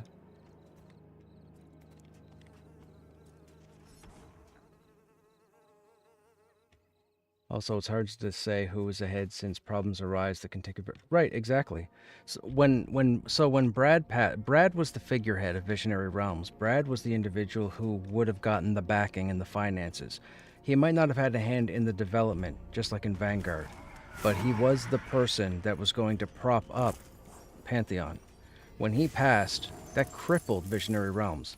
Now, a lot of people on the internet don't care. They're going to troll and complain and say blah blah blah, the team still should have blah blah blah. No, they shouldn't have. You clearly don't know how business works. When he passed, Visionary Realms was crippled. Period. So they had to correct it. They could have stopped right then. 6 years ago or 5 years ago, whenever it was that he passed, they could have just said, okay, we're hanging up the horses. We're done. We're hanging up the reins. We're done. We can't do it. But they didn't. They kept working at it. They want this game to come out. They have been working time and time again for free. They have other jobs and they've been building this game. And all the trolls out there just want to talk out their ass when it comes to flaming Visionary Realms or harping on them. And you're just being ridiculous. Like, do some homework. Would you do it for free? No. Don't even tell me otherwise. Like, do your homework. Stop typing just because somebody said the sky is falling. And then people do it in other streams. I'll tune into Joppa's stream and I'll just watch the chat for 10 minutes. and half a dozen to 30 people are all typing ignorant nonsense. Like, yeah, I don't. Like, just leave it alone. Go play something else. Go play something else. Go play what makes you happy. And if trolling makes you happy, or complaining to somebody makes you... Like, you need to reevaluate your life.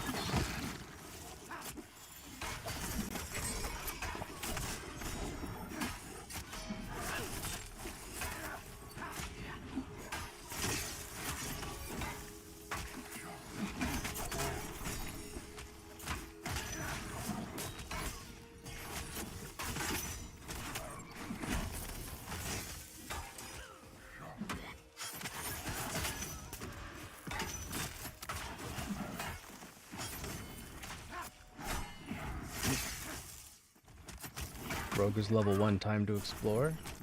You went human? Hey, look, racials aren't in the game at the moment, so pick whatever you want to pick and go. And to be perfectly honest, if you look over the racials, I don't think there's any spectacular difference for someone rolling one race now and then 6 months later going, oh, why did I do that? Racials are just, it's just flavor. You can go on their website, pantheonmmo.com, and you can, it's there somewheres, but you can look up the racials and see what they have planned for the different races in the game. They're not spectacular. They are unique, but it's not spectacular. Do you go for quest or grind? Grind. I mean, if anything has a name, run around and talk to it. Pick up quests and get them done as you're out there, but don't put the focus on the quests. Put the focus on exploring. Pay attention to the rocks, the trees, the mob types, the roads, the hills. Did you start in Thronefast, or are you over in Wild's End? Well, if you took Human Rogue, you're probably in Avelia, Thronefast.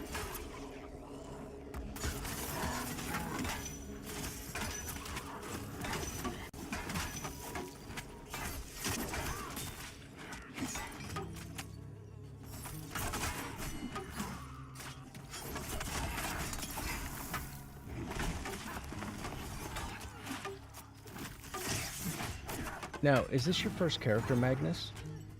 I don't recall. I don't recall if you... Were you the one that mentioned you just picked the game up?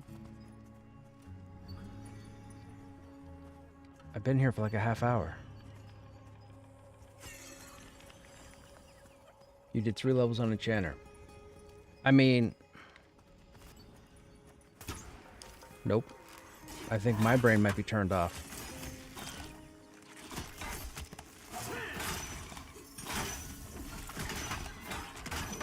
I've been having a conversation on stream about how people really need to stop trying to talk smack about the game and focus on their life and go do something that they actually like and all this other stuff, and I wasn't listening.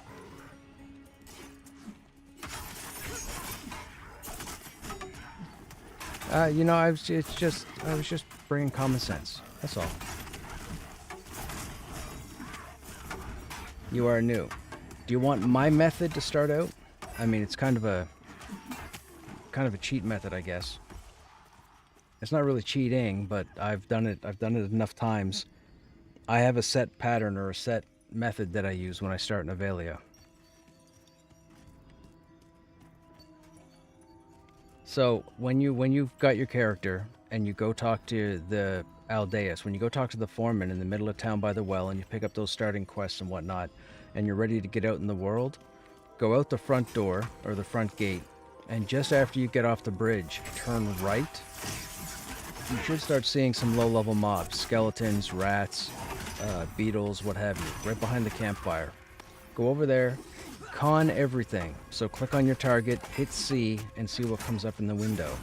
If it's white or dark blue, No. If it's white or blue, go ahead and fight it. When you get to level 2, let me know. And I'll tell you where to go next.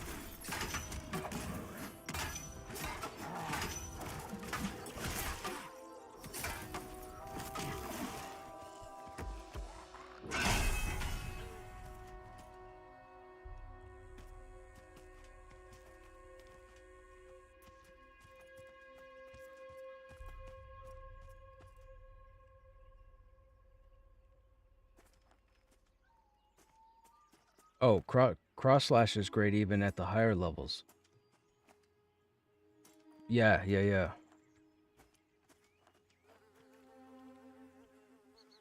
I mean, it's not awesome, but it's not meant to be. The only reason why I typically don't use it is because with the 4 techniques we can have up, I prefer to have Mocking Blow just in case something goes sideways with ads.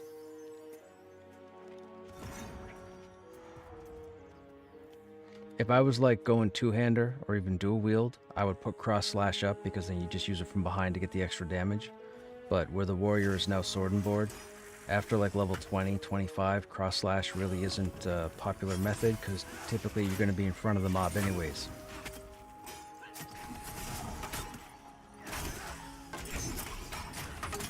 And punish only triggers off a successful block, and punish is the cornerstone ability for the whole sword and board with the warrior. So what I'll do is, for example, if Essien is tanking, I'll taunt just to get the mob to hit me, just to trigger punish.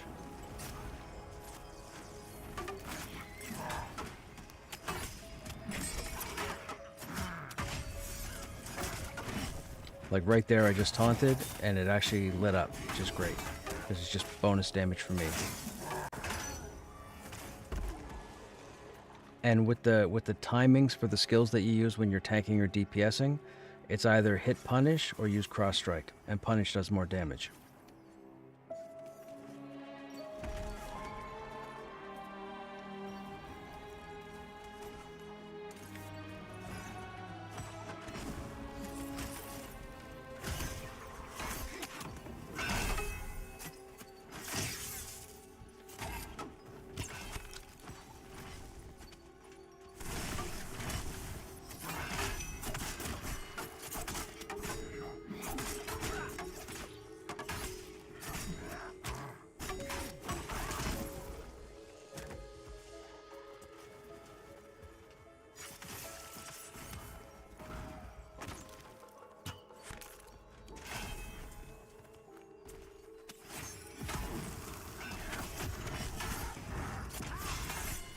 There, see? Punish lit up again. Fantastic.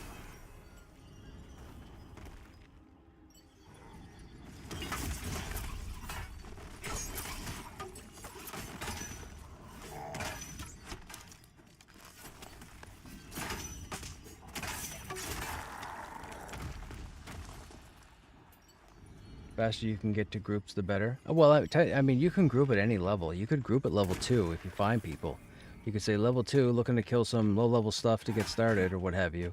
Somebody might jump in and join you. I mean, you don't have to group at level 2, but it's possible. You just run around and just destroy a bunch of low-level stuff. Get to level 5, and then you can start looking at the grouped thugs.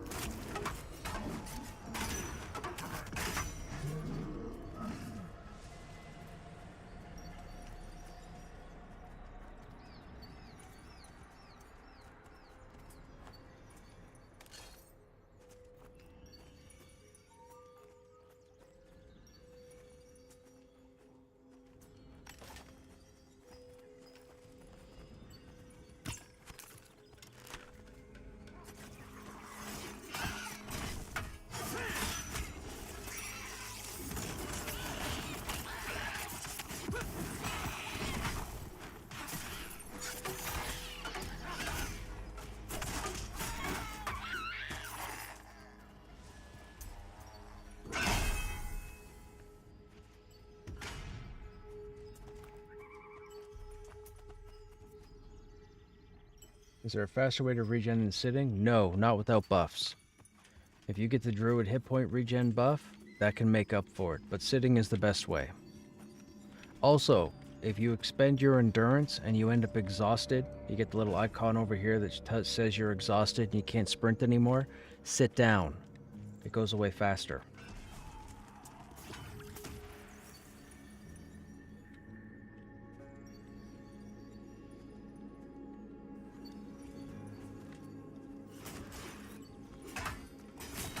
Walk into a bar.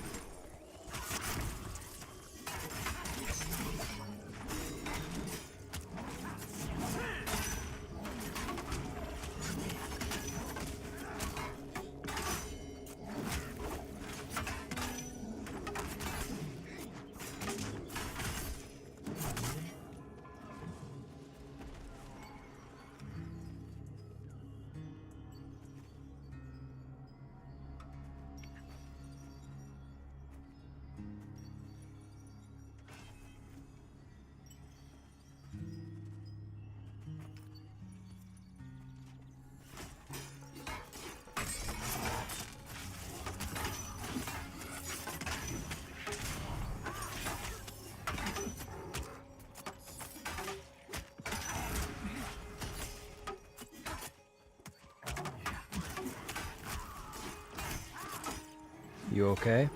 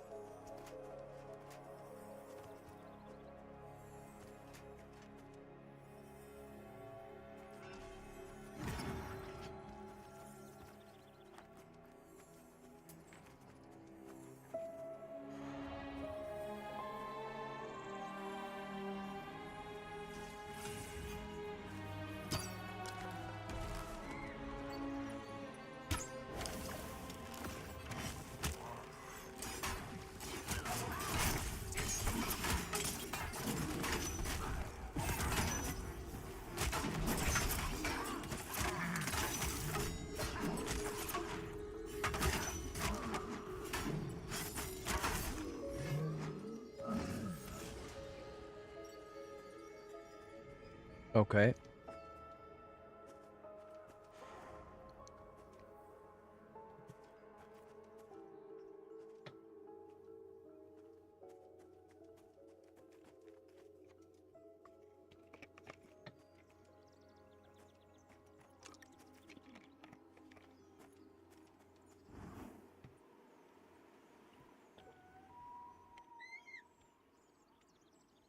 Someone's giving you some gear? Dude. There you go.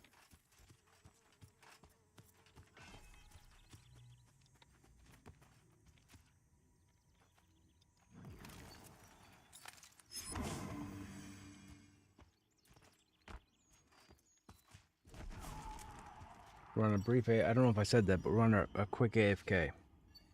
A couple people head to bio.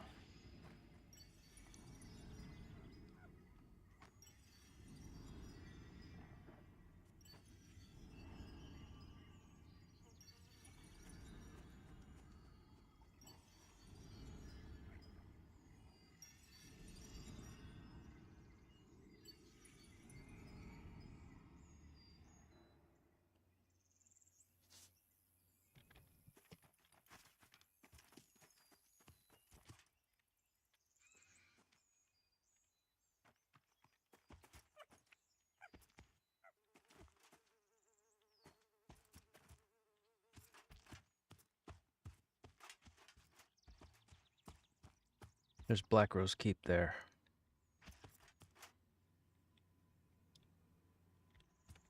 Right up there. So that shows you how far away we are down below. This place is huge.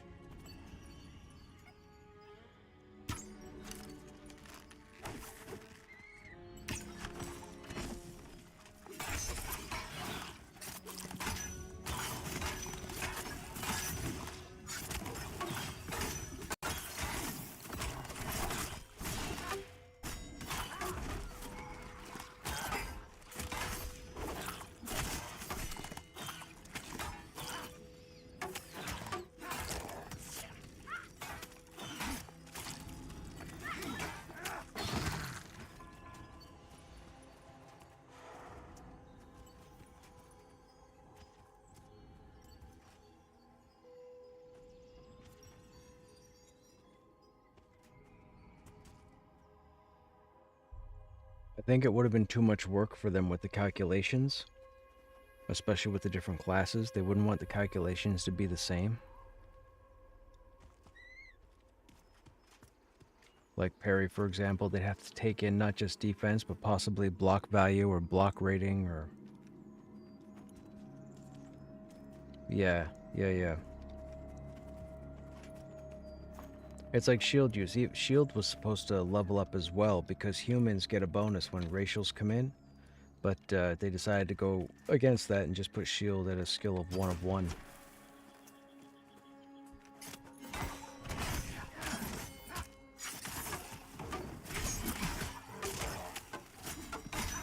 Yeah, they changed it when they changed the engine because they went a different direction.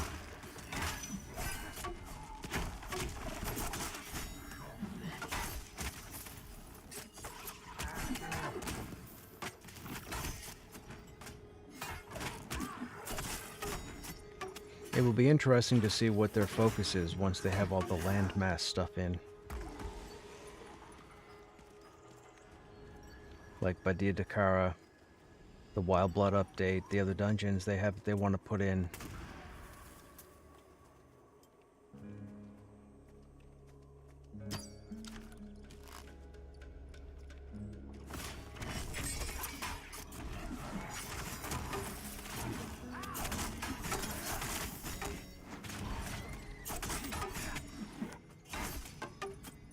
None of the classes are lined up to 50. It's only 40. No, it's only to 40.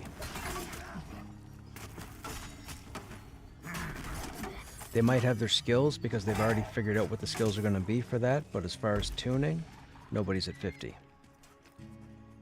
There's no content for 50s to worry about, so they're not worried about doing anything to 50. 40's the important part.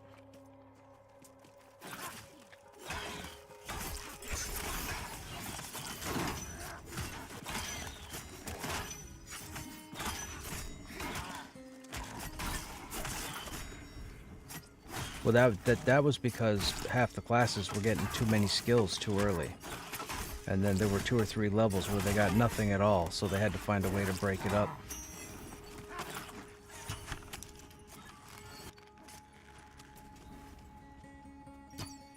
I don't think I heard your joke.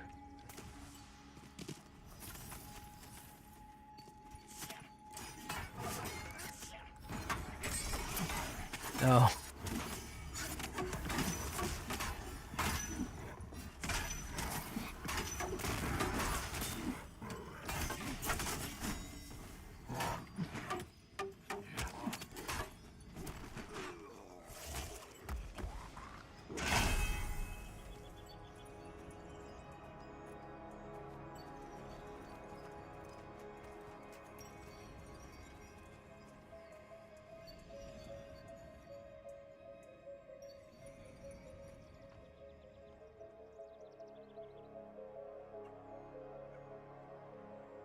They gave you cold resistant gear? Oh, must be Hangor gear.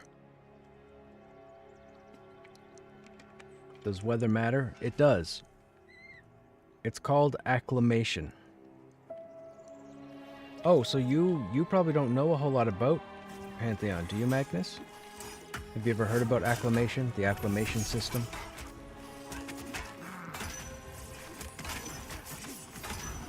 Nothing at all. Oh, this would be interesting. So this is really cool. Some people don't like this, but those people are wusses. Alright, just keep that in mind. So if you don't like this when I'm done explaining, you're a wuss. But that's just the way it is. You're going to have to live with it. So this game utilizes elements in the game under what's called acclimation. There are 6 climates right now that your character will have to adjust to. There's scorching, frigid, wind shear, toxic, anaerobic, and pressure. Toxic, frigid, and scorching are in the game right now. I believe anaerobic and pressure will come in with the underwater content. Now, with that said, this is just an example for one area. There is an area, a dungeon, called Hangor. It's home to the Frost Orcs, or the North Tusks. When you go to that place starts around level 24, and you can stay in there roughly till... You could probably squeak out 37, 38. I mean, you probably wouldn't want to stay there for that long, but you could. But the thing is, when you approach Hangor, you start to get environmental effects, debuffs, right here on the top right. And as they stack, you get slowed, you take damage over time, you take point-blank damage. If there's a blizzard that kicks up in Hangor, that damage is increased.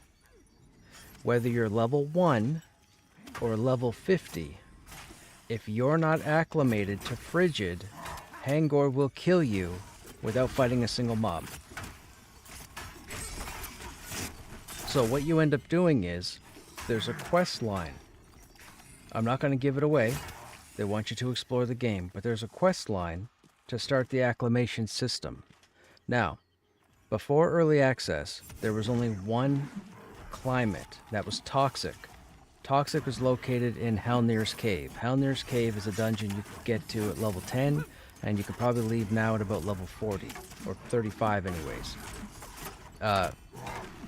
Unfortunately, a lot of people complained about all the damage they were taking while they were in there, so they pretty much turned it off.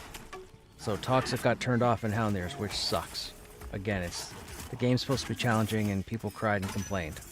So they turned Toxic off in Halnir's. Then Hangor came out, and they left Frigid on. Now Frigid is still on in Hangor, because nobody cried and complained about it. Once you get up to level 20, I mean, you probably have enough common sense to understand where they're going with it. But the whole reason for the acclimation system is so you can't coattail people. You can't log in, have 5 people put you in a group, then run around getting stuff for you without you doing the effort. You have to get the glyphs. So for example, here on the acclimation window, you'll see 6 icons here. The head, the chest, the arms, the hands, the legs, and the boots. This is where you socket the different glyphs. So on the head, you'll see that it says the whatever glyph brackets head. You have to get the glyphs and put them in each of the 6 sockets. Depending on what tier glyph you have determines the value of your resistant. You need to try and get it as high as possible to go into that specific content to give you the best chance at success. It's like a system inside the system of the game, which is really cool. But yes, your cold resisting gear is because it probably dropped off of the orcs in Hangor, and somebody was either going to sell it and make no money, or just give it to somebody who could use it. And it turned out you could use it.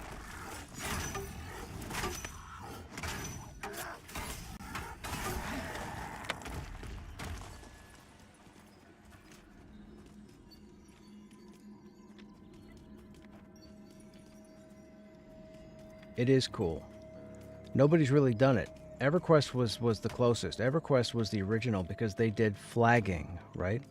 You'd have to flag in order to get access through the planes of power or certain dungeons or mobs or what have you. So it's kind of like Pantheon's version of the flag system.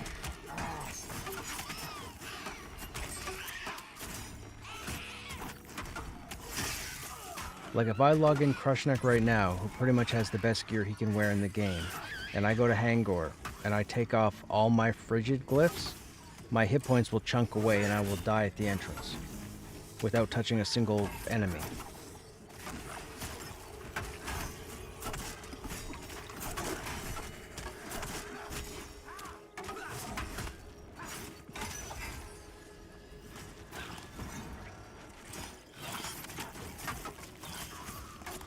There's quite a bit to this game, Magnus, that a lot of people just want to be ignorant about. There's a lot. Don't listen to the negative people that type comments like, the game is a cash grab, the game's a scam, the game is busted, the game's never coming out, here's to another 10 years, blah blah blah. Those are just adults acting like children. It's immature and it's embarrassing. Like, go play something you actually enjoy. If that's going back to WoW, go back to WoW. If that's going to EQ, go to EQ. If that's Monsters and Memories, go to Monsters and Memories.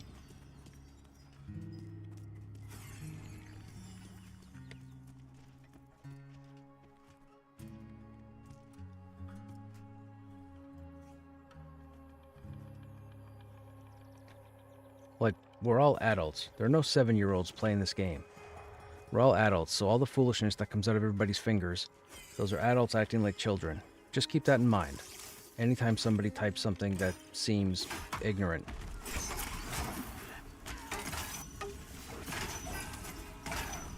None of the classes are broken. All the classes work fantastic up to 40. People start telling you that this class sucks, that class sucks. Again, they didn't do the homework. Don't listen to them. They're absolutely wrong. And I have the proof because, as I mentioned earlier, my entire playthrough is online. You can see all the classes I group with, all the dungeons we crawl, all the stuff that happens. You might have to listen to a fair bit of me whining, but outside of that, everything is fine. The game progression is going great.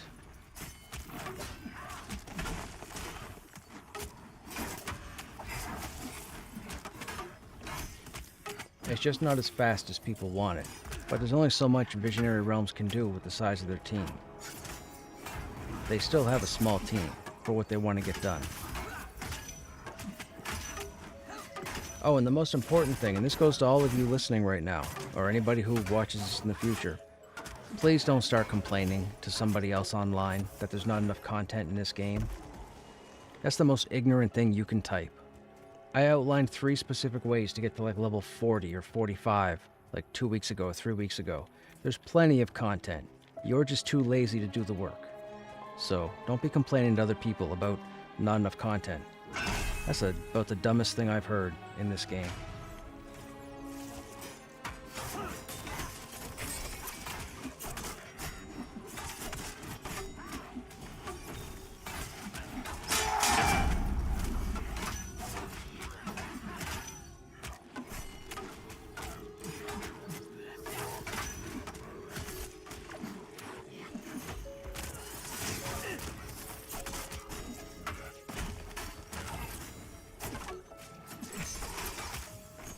I mean, since December, I've grouped with hundreds of people.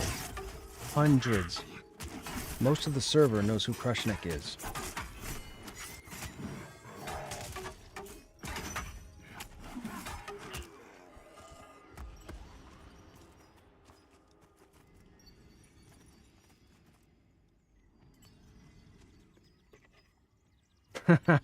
you you don't know? I said most of the server. You can be the one person that doesn't. That's fine. I'm okay with that. Do you know if I move very fast around a target, if I get the bonus damage from the rear? Do you know if I move very fast? I don't believe so. I don't believe rogues have any sort of haste without getting a buff from another class. And I'm pretty sure when you're stealth, you move slower.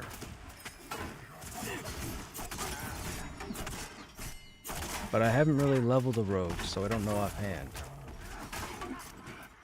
And the rogue would be the only thing I could think of that would have a bonus to any damage from behind.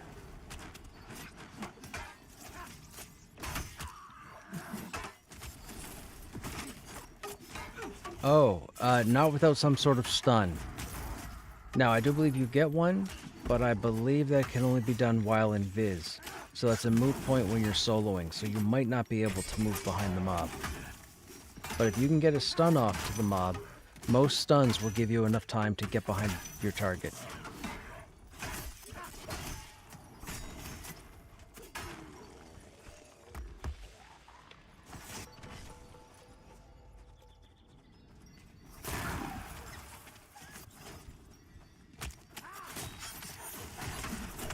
Like in a game like EQ2, you could play like a bard or even a rogue, and once you got, what was it, lucky hit, lucky strike, if you could stun a mob, you can quickly get behind them and then do your, your rear attack or your flank attack, and then the mob would turn towards you.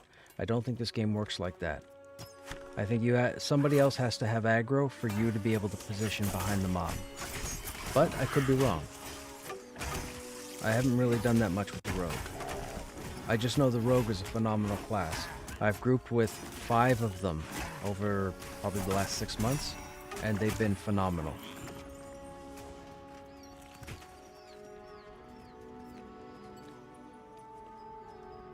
What they did with rogues in this game is unheard of. The versatility of the rogue, the necromancer, are probably the 2 most versatile classes that they've done. They've put so many twists on both of those classes that were such improvements from other games.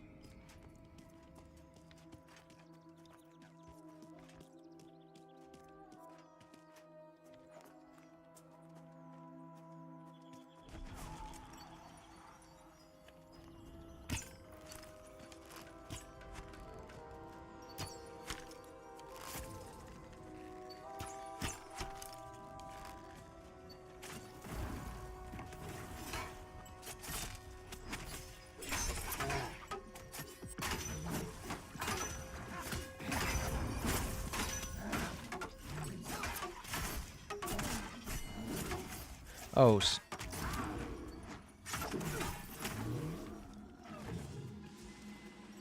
I mean, he could just run up to Hangor and take his glyphs off. He'd be dead over and over again. Oh.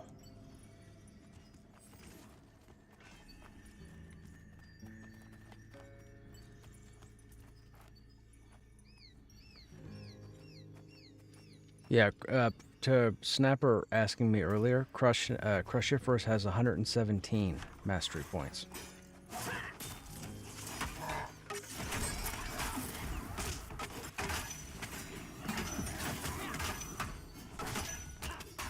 Yeah, that's the failed feign death. Yeah, that's exactly it. He goes out, he pulls, he drops, he goes, oh, and then he dies. And then he gets up and he goes, and a half hour later, oh, and he dies.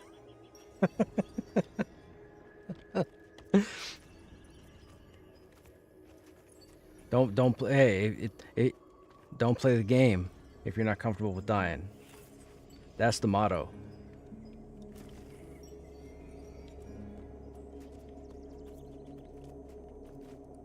Right.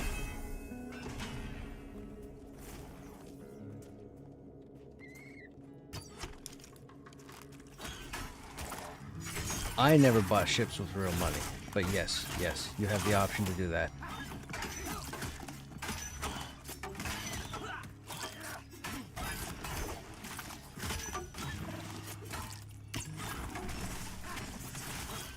Yes.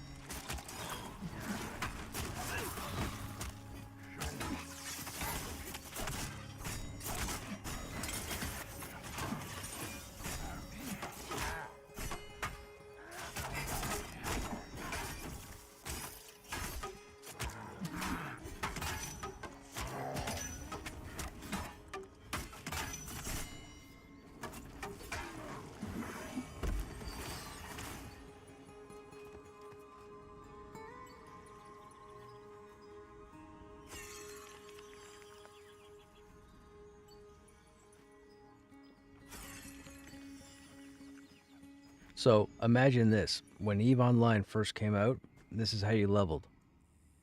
You had 100 skills to pick from. Let's say you decide to pick piloting because you want to be able to pilot the higher level ships down the road. So you start at piloting 1. It tells you need to play for 15 minutes. You play for 15 minutes, you complete that, you go turn it in, you apply for level 2. Level 2 tells you that you have to play for 4 hours. Go ahead and play for 4 hours. You go and get level 3. Level 3 tells you have to play for 2.5 days. Finish level 3, go for level 4. Level 4 tells you it takes 2 months. Pick up level 4, play for 2 months. Oh, tier 5? Tier 5, it was 2 years. This is real time. You couldn't pick any other of the 100 skills. So if you wanted piloting 5, you had to stick with piloting 5 for over 2 years. That's when I stopped playing. Oh, sure. There are people that still play today. EVE Online's like 20 years old. Yeah.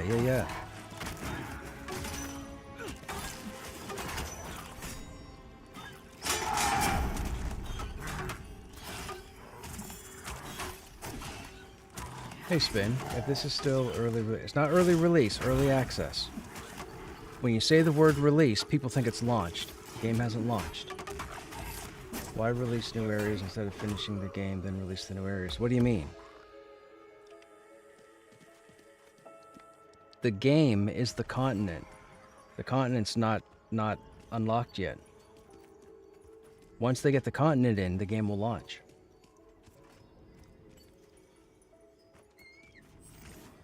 But don't say early release, it's early access. That means you have access to the game before it releases. So early access, not early release. People came in here a couple weeks ago and used the word launch. This game hasn't launched yet. None of these games, this isn't the only game. Early access happens to all games now. The last 7 years, early access has been a thing. And it's all the same thing. Valheim. If you're not familiar with Valheim, take 5 minutes and look it up. Valheim was in early access for a decade. You can play the game, but there's still a lot that wasn't in the game. And then over the years, they kept adding more stuff, and you would go back and play, and the game was never launched, was never at a 1.0. Lots of games do that. This is not the only game that's done early access, and for some reason, people seem to treat it as such, which is crazy. That goes back to the ignorant conversation we were having earlier. This game has not launched. This game has not released. It's early access. What am I tanking? Okay. Hey Grix, what's happening? Yeah, Grix, there's like 100 games.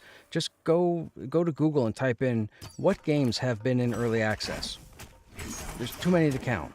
Early access is a thing. If you're not comfortable with early access, don't concern yourself with it. Stop reading about it. Stop talking about it. Stop typing about it. Don't bring it up. Don't follow up any future projects. Just leave it alone.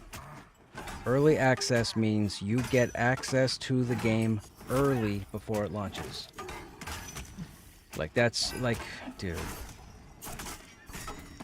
I swear, people are trying. People are just trying. If it's early access, what do they need to fix before they release it? It's not fix, it's build. No game in the history of the world, no game, not one game in the history of the world has gone to a release before it was finished. Not one. Period. That's all I have to say about it. Hey Michael, piloting 5 would be for Titan. You definitely need 2+ years playing. Yeah.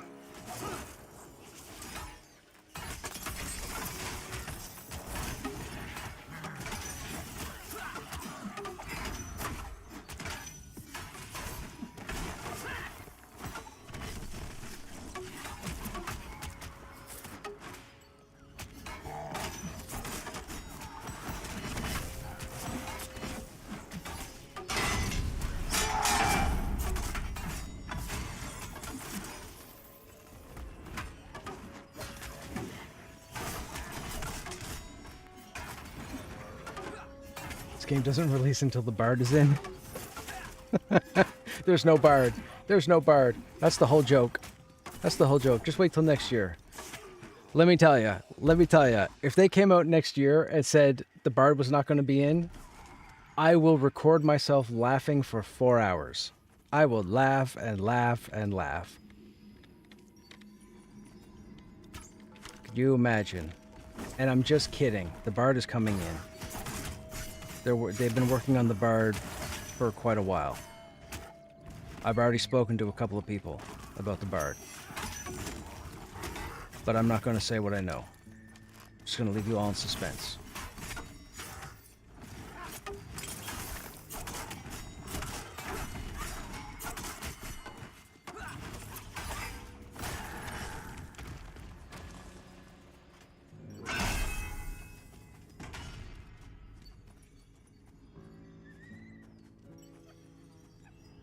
Glad I'm catching and oh yeah, Grix. Yeah, it's been a thing.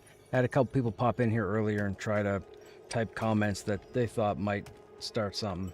And then, I pretty much just, in a general sense, told the chat that everybody that typed or thought like that was just embarrassing. Adults acting like children. You know the thing.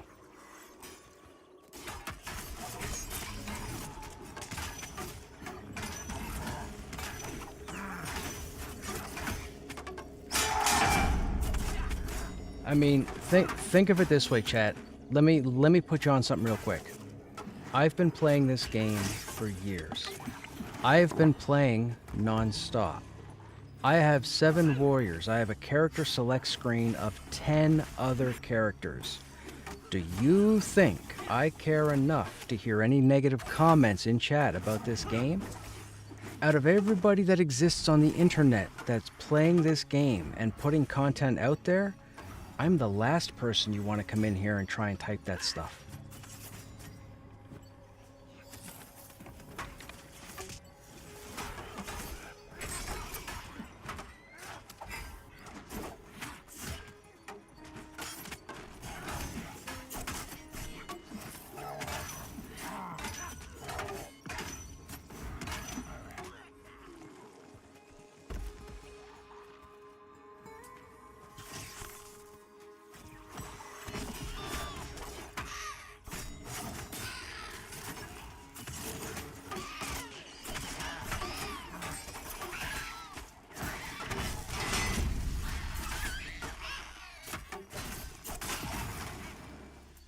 How many songs will it play?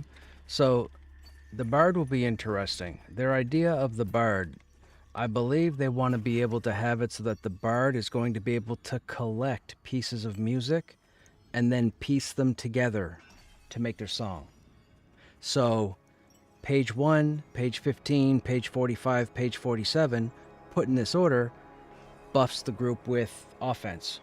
Page 2, page 16, page 22, page 11, put together, buffs the defense. They want the bard to be able to build their build, for lack of a better term.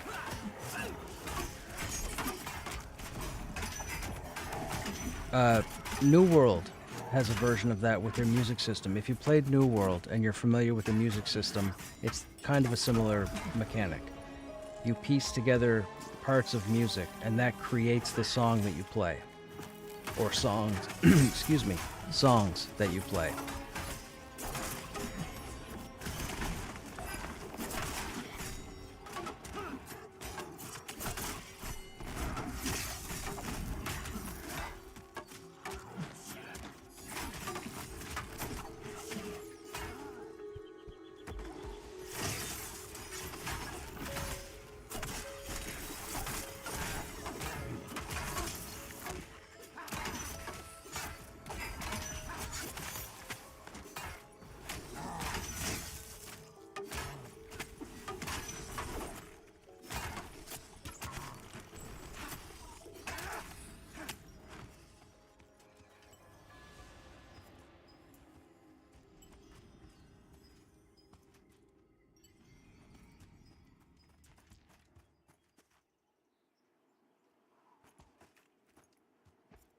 I mean, you guys know Snap can tank too, right?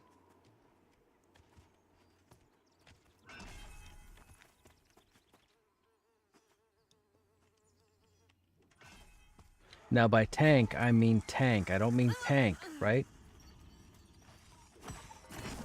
Yeah, that's the tank that that was part of my joke. Haha. See how I got that out of the way before you did that? It's almost like I knew that was coming.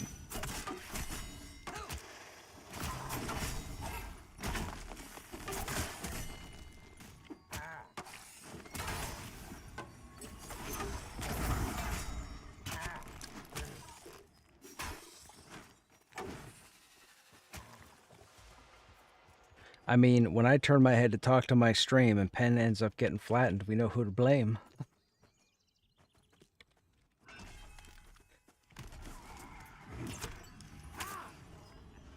Not exactly. Nice try, though.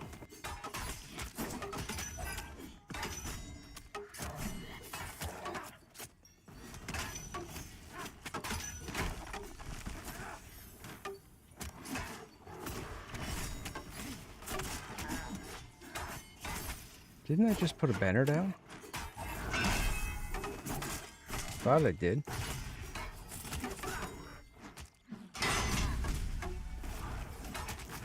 Oh, Lord. Probably been weeks now?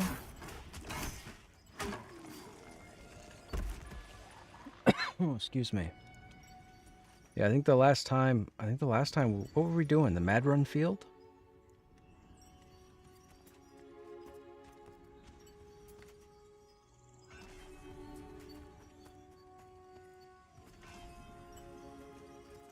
Music in this game is great. Two of the most phenomenal things about this game compared to other games is the music and the lighting. What they've done with this game has just been phenomenal. Hey Yezi, welcome back. Fell asleep before I heard your response. Oh, okay. I was gonna say I responded to you, but you never wrote back. What I said earlier was we have a rogue. I think he's level 7 at the moment. He's based over in Wild's End. I chose a halfling rogue, but I haven't been back on him in a while because I ended up on an enchanter to see if I can get to level 10 to mess around with the stupidly overpowered pet. But I will return to the rogue at some point. Or I will play the rogue at some point, I should say.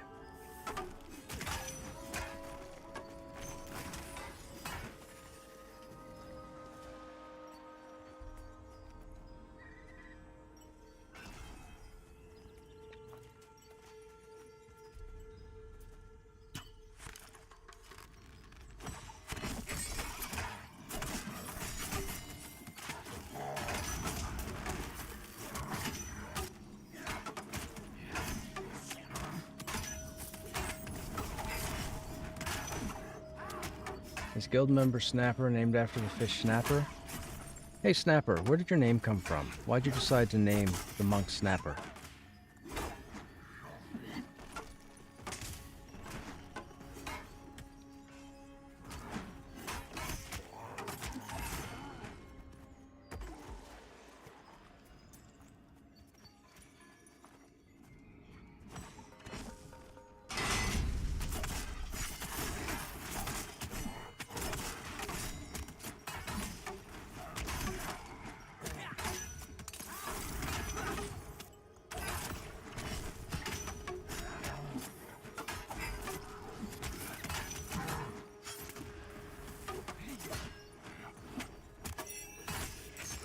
I don't think that's it.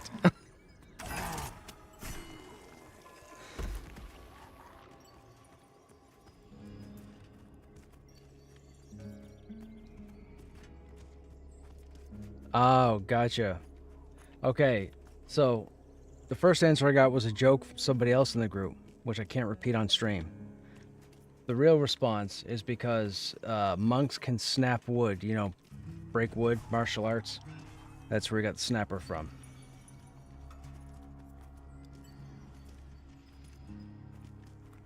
As opposed to, I guess, breaker.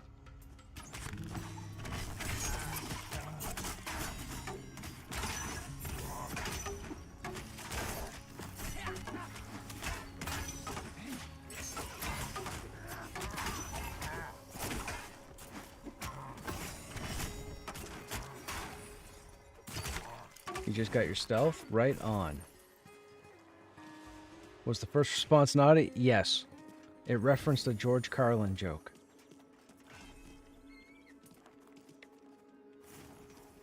Started a ranger, got him to 14. Dude, yeah, so I've said this over the months. As far as DPS goes, you can't beat a ranger or a wizard right now. Now, I can't say what's going to happen when the wizard, the summoner, and the enchanter get their passes, but as of right now, the ranger and the wizard are your two serious DPS.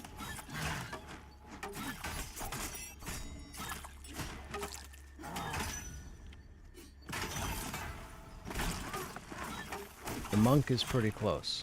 The monk can sit pretty close to top DPS. But ranger and wizard who know how to play their class, dude, they're topping the parse all the time. All the time.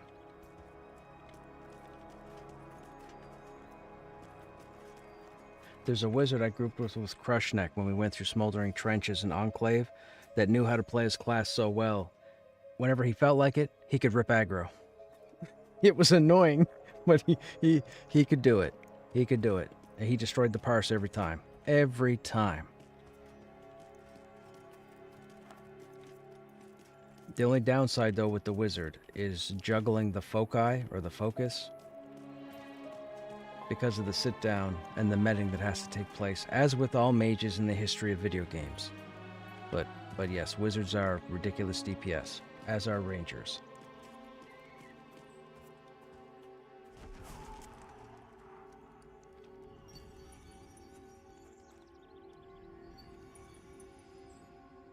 I think my lawnmower is Briggs and Stratton.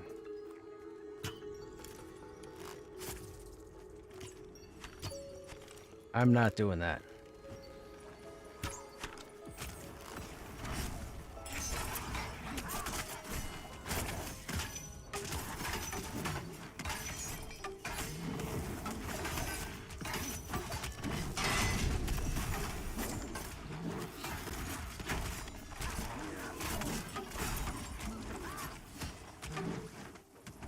Oh, see? The monk just out DPS'd.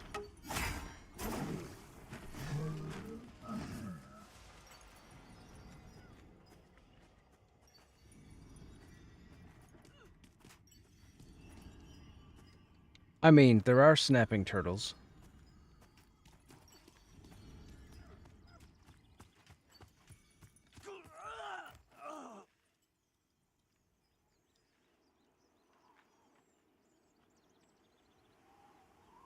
What the frig just happened? You had 90% of your health, you were standing, then you went to a crawl, I clicked on you, it still said you had 90% health, and then you just died. And now you're alive again. Did Essien just res you?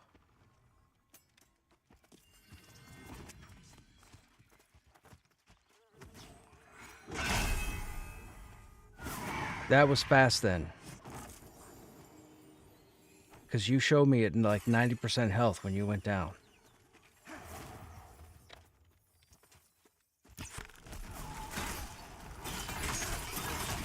Okay.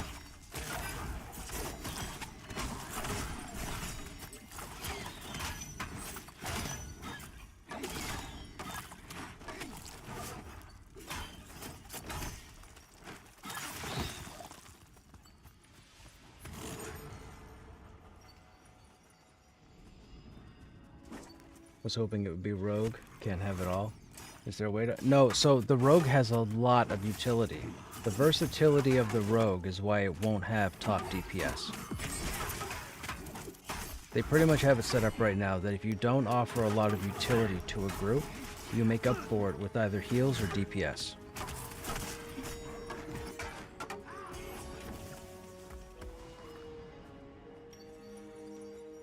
But a rogue can scout, a rogue can CC, a rogue can DPS. It won't top, but it can DPS. The rogue is phenomenal for CC. Between Smoke Trick and their traps, dude, I had rogues schooling me back in the beginning, like February, March, I would say. a group with these 2 rogues, man, and they knew how to map out the goblin caves, they knew how to map out the spider caves, they knew how to map out Halnirs. Rogues blew my mind. Like, my jaw hit the floor when I realized what VR was doing with the rogues.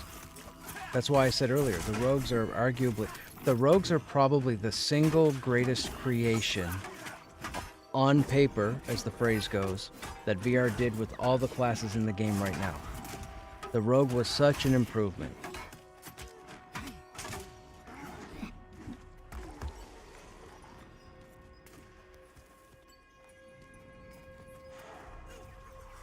Is there a way to hotkey your stealth? It says none right now. There is not. So, one of the things that VR is waiting on, that they haven't started yet, is to break into the UI. So all the stuff, all your group window, your XP bar, your inventory screen, the bank, your hotbars, all of it. This is a generic layout or a general layout for now, but when they're ready, they've got people they're going to bring in that will actually work on all the UI stuff.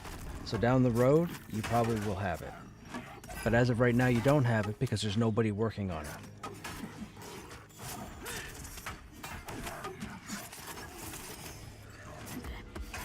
Viagra, Cialis, Blue Chew.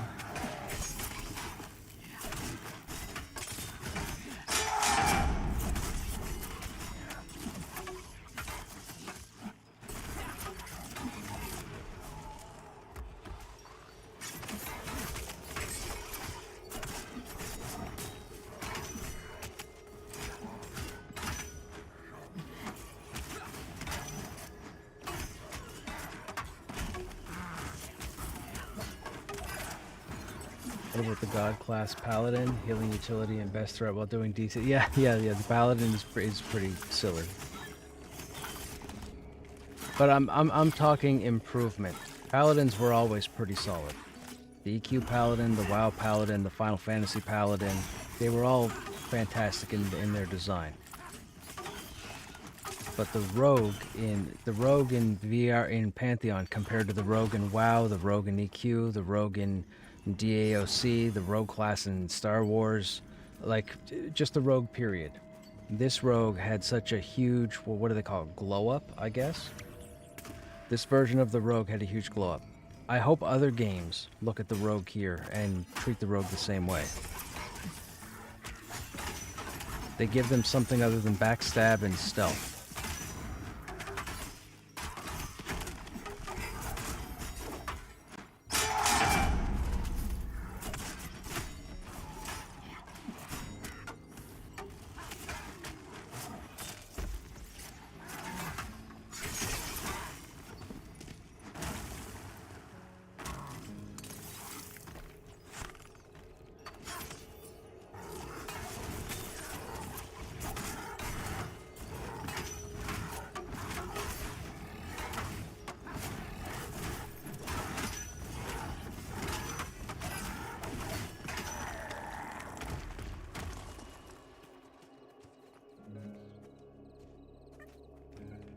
Your bag dropped when you died? Yes, once you hit level 5 or level 6, your gear drops. You have to go recover your corpse, or you have to get in contact with a monk or a necromancer or a summoner or a rogue who can go and get your corpse or summon your corpse.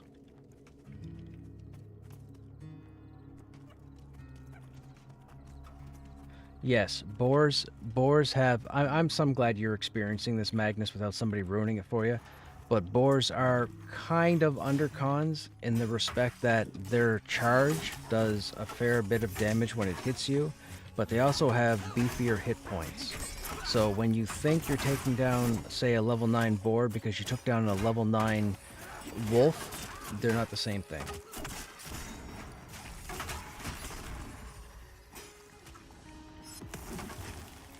Do you think they need to nerf the paladin or bring the other tanks up to that level? Okay, so let's not talk about steamrolling.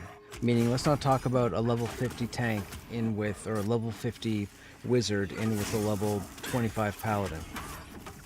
I have yet to see anybody take aggro from a paladin or a dire lord once their threat is established.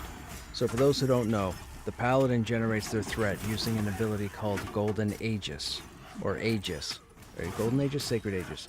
Aegis is in the name anyways, and it's a ring of light that you might see put on the ground. When they put that down in the ground, it's like sacred ground for those who are familiar, or desecrate ground. When they put it on the ground, anything in that circle will get threat for every positive action the Paladin does. So like that right there, that's Aegis. Anything in that circle gets locked to the Paladin. That first off is a bit crazy. Sorry, what's up?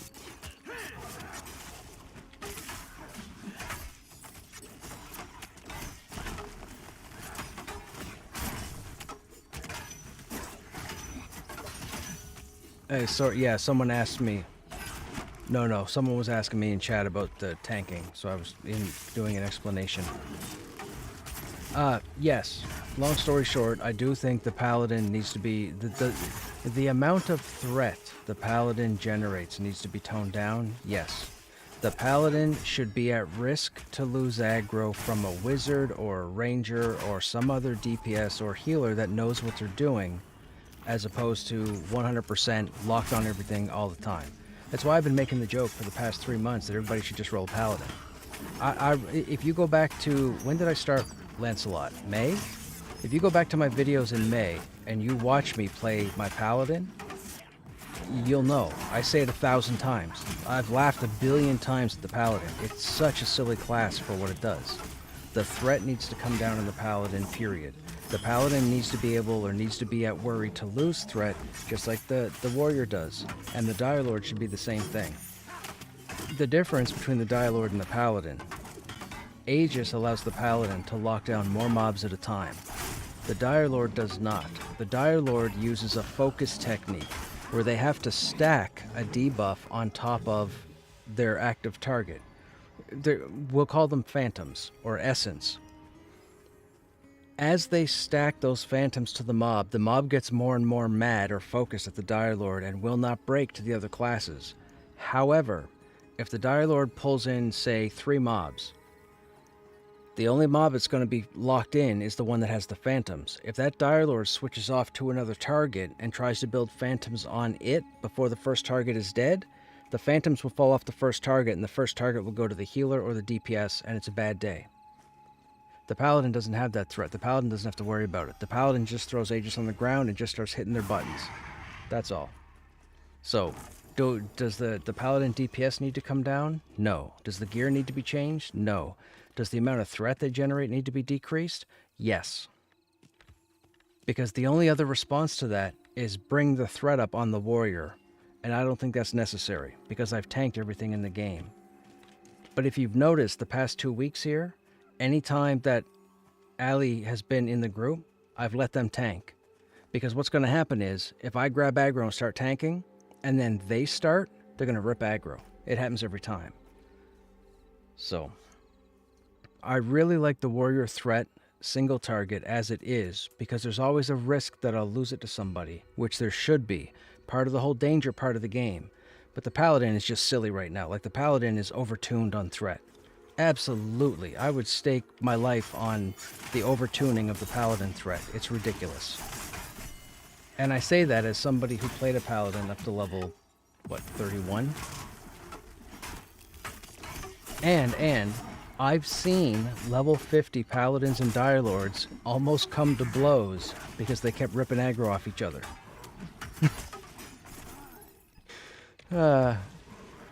So yes, I do think the Paladin threat needs tuning.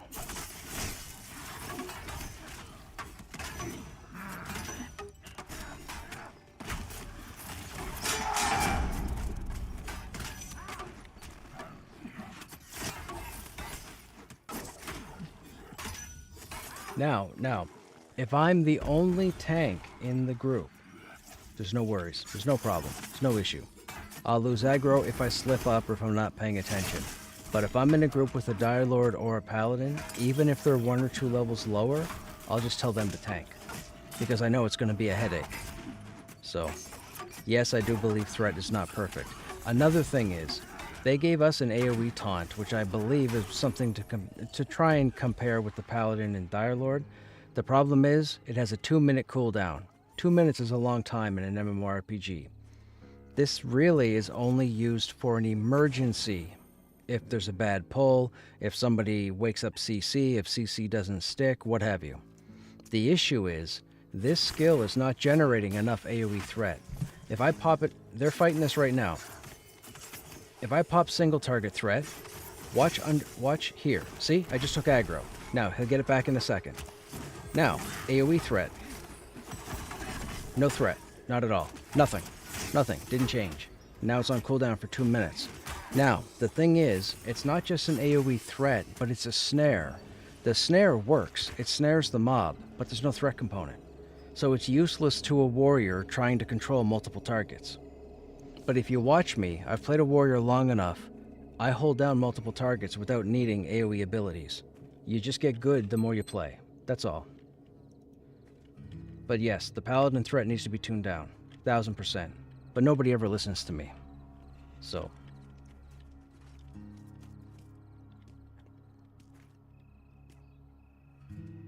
Are there any raids in this? Yes, Envy, there are. But technically they're called multi-group because there's no raid UI yet, but they are raids. There are... There are 2. There's a dungeon called Mad Run in a zone called Avendir's Pass. There's a queen, there's a brood mother that spawns in the bottom of this dungeon called Mad Run. Her name, it's Aganoct the Brood Queen. So that's a raid target. Then there's Tel Daedrus. Tel Daedrus is a cool, well. So, at level 35, you have access to an area called the Smoldering Trenches and the Enclave in a place called Silent Plains. As you go through the Smoldering Trenches and the Enclave, if you manage to discover the quest line, you learn a lot of really cool stuff about the lore of that place, which is phenomenal. But it all culminates at the end with getting access to this chamber at the back of the Enclave. And that's where you fight Tel Daedrus. Tel Daedrus, or Del Taco as I call her. But that's a raid target as well. You need 24 people. So 4 groups of 6. But again, they haven't worked on a UI yet, so there's no raid UI. So it's pretty much, we call it multi-group, because it's just 4 groups that show up. But once they get the UI in the game, once they get people working on the UI and create a raid UI, it will be considered a raid target. So yes, there are raid targets in the game right now. Are there more coming? Yes. There's a part 2 coming to this zone that we're in right now that will have a raid target. At least 1 raid target. That'll make 3 raid targets in the game so far. All content is here. You've probably listened to a lot of people that have whined and complained about no content, this is busted, this doesn't exist. Yes, it does, yes, it does, yes, it does. It's all here. Grow up. Stop being an adult talking like a child. Oops, what am I doing? I think everybody's logging out for the evening. Not you guys, it's a general statement. I'm just saying. There's a bunch of stuff to do in here, but you have to take the time to explore.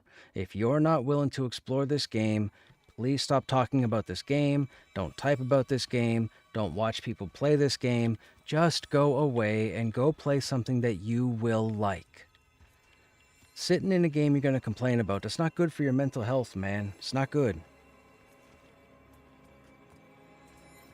People sit there and try and get troll comments out, and then they sit and they laugh and they're like, ha ha ha, that guy is dumb, da da da. You ever just step out of yourself for a second and look at you? It's embarrassing. Come on. It's crazy. I've seen everybody I've seen a lot of people over the last 7 months come in this chat and try and type some kind of whiny troll nonsense. I just said 20 minutes ago, I'm the one person playing this game that you don't want to come into this chat because I don't care about your opinion if you're trying to troll, and you just look embarrassing to everybody else that's here. That's all. So if you want to embarrass yourself, go ahead. You got into your first group? Right on, man. What are you killing? Are you killing thugs? And by the way, chat, if anybody has any questions, feel free to ask. I know a lot about this game.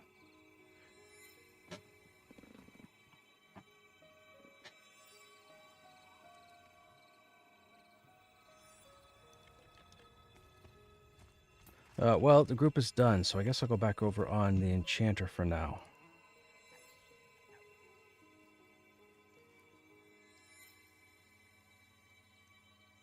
Are you rear guard? What do you mean? Early access stuff always gets hate for no reason. Yes, NB, it does. We were talking about that earlier, too.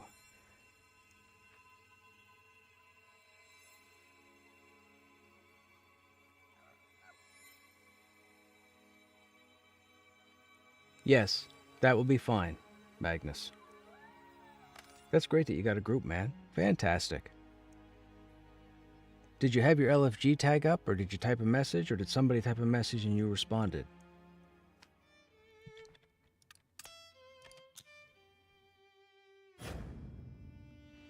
Let's go to the populated shard. You typed a message. That's awesome.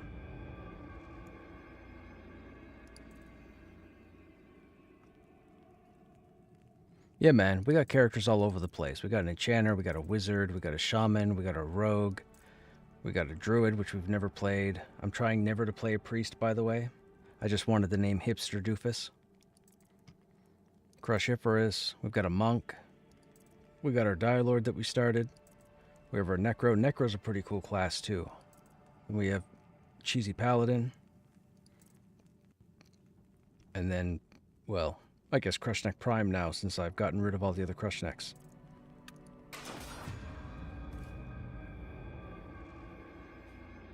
I heard a rumor that they may give Dire Lord and Necro feign death. Have you heard anything? I have not. I hope they don't. They don't need it.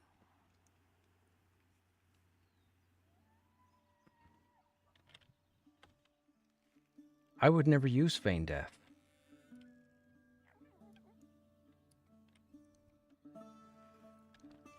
What were you farming those mobs for? So we had a couple of people in a regular group. So I group with a lot of people. I know like hundreds of people in this game, and there's probably 14 or 15 that I see more often than not. We had a couple of people that don't get into the game or haven't been in the game recently due to real life stuff. They're just working their way back in, but they're a few levels below us. So we're trying to get them caught up because we want to move to the upper Black Rose Keep. So for those who don't know, I'm trying to keep Crushiferous in Black Rose Keep. Anytime new content comes out, I make a character for that level and I go through it with other people of that level. Because when you guys tune in and watch, I don't want you guys to see a level 50 killing level 30 mobs. That's not fair, and that's not a good judge of how the game is. So everything I pretty much do, unless I'm helping somebody specifically, is at level. So we're currently around level 32, 33, but they're around 28, 29.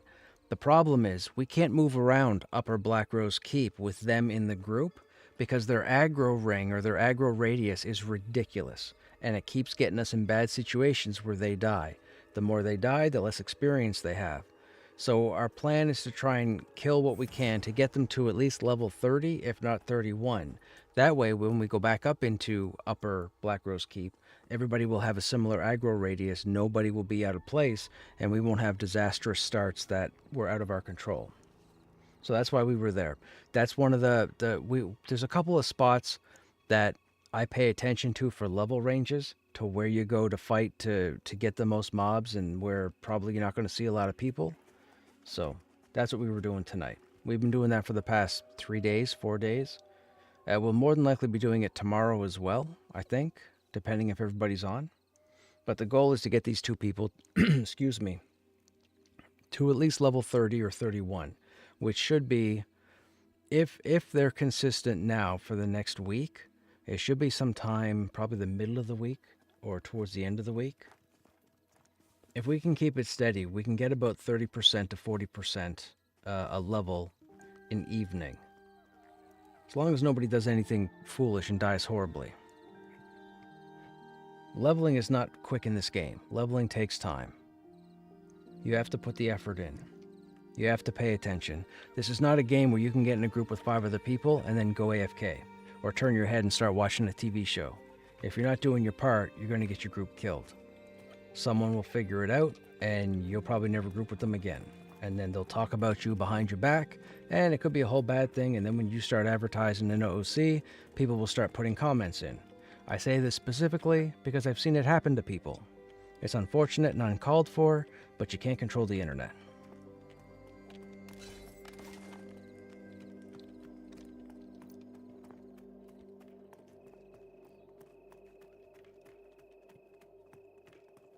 What was I working on? We're trying to get level 10. Where were we? Boar Alley, right? I think we were at Boar Alley.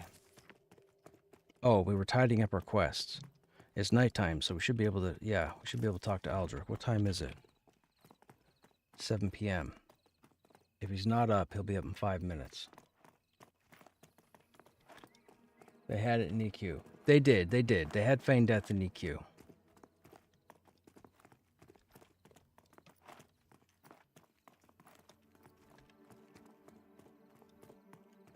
The interesting thing to me right now is when they get rid of the chevron markings and go to a color grade system like EQ. That will be interesting. Not sure how that's going to play out, but I guess we'll find out. I like the way it is right now. I like the fact that the dungeons are 95% chevron. They should be. If you're going to go inside a dungeon, you need a group. Period. You're not going to take a group in to beat up a bunch of non-chevron mobs. That is dumb. Go play Korean microtransaction grinder, if that's what you like. That's ridiculous. For someone to say that is just asinine. I've seen people say it. It's asinine. 1000%. There's no opinion. It's just asinine.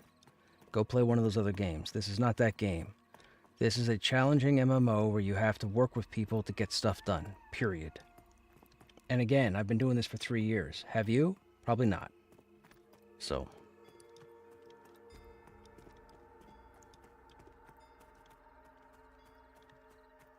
But it will be interesting when they go to the color grade for creatures.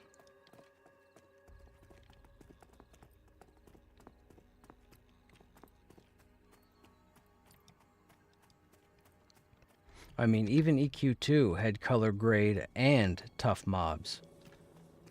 You could tell from the marquee.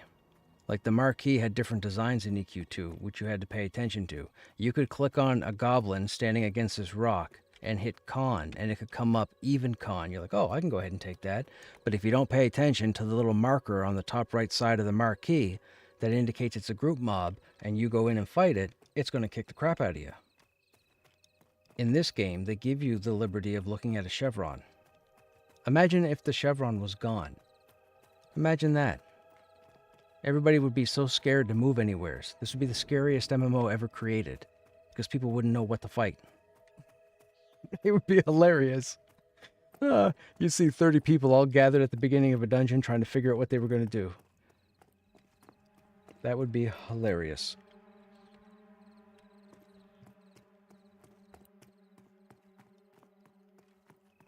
This game is a lot of fun. Again, I've made the joke 100 times and I'll keep making it. They're building this game for me. That's the joke. I do everything in this game. I make the friends, I make the groups. All my tunes have friends lists of all different people. I put the groups together. I work with people. I pay attention to how people act and what they say, and then I work with them to make sure the group doesn't get split. I do all of it.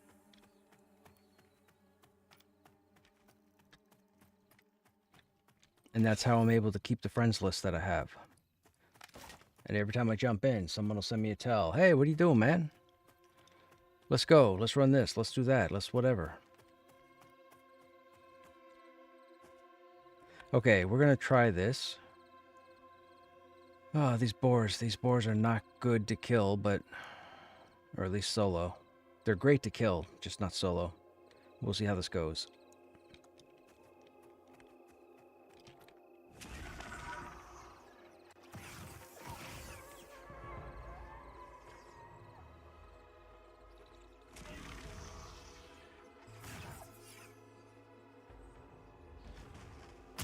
Oh, you got it off before I did.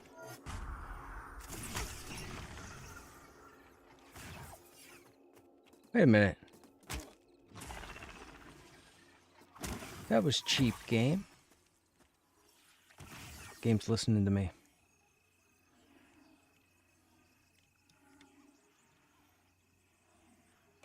Oh, I forgot to cast. You dummy. I'll eat that one. This might be a lost chat.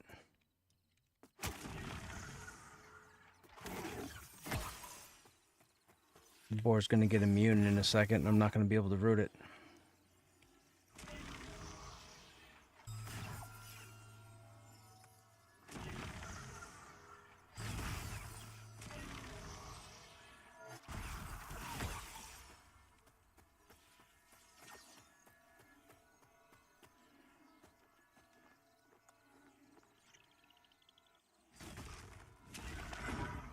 What? That mess should have landed. Rude. Oh no, he's immune. Is he immune to all CC? Nope.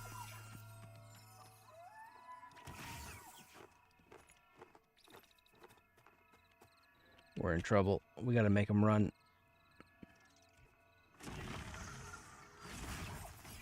Nice.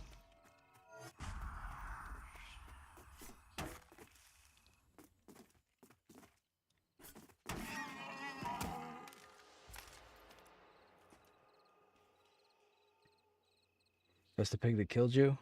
You are avenged. So they're gonna make it the way EQ was as far as mob cons. I don't remember elites in EQ. Am I wrong? EQ1 didn't have them. EQ1 usually had them like in their own chambers, in their own rooms. Then you automatically assume that it was a tougher mob. But in games like EQ2, you could tell, if you paid attention, you could tell what was the tough target and what wasn't. Just like in this game, if you paid attention to the chevrons, you could tell what's the tough target and what's not. When they go to a color grade system, it will be interesting because are they going to have mobs respawn at the same color grade, or is there going to be a chance that they could respawn at certain color grades regardless of your level? So if you killed a goblin if you killed a boar standing right here, that was even con to you at level 9, and you stayed level 9, but then it spawned again 15 minutes later, 20 minutes later, and it's level 10, that would be cool. But if it spawns at level 9 each and every time, or if it spawns even con each and every time, that's going to get predictable. So we'll have to see what they do. But they've spoken about the color grade, so I'm guessing that that's what they're going with.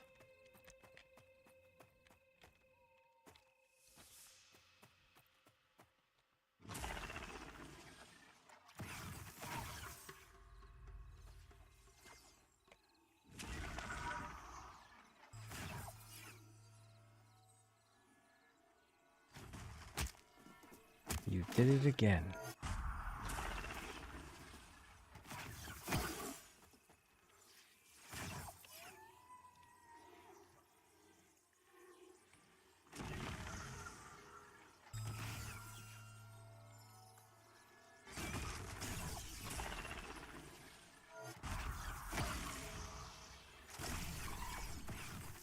Why did I do that?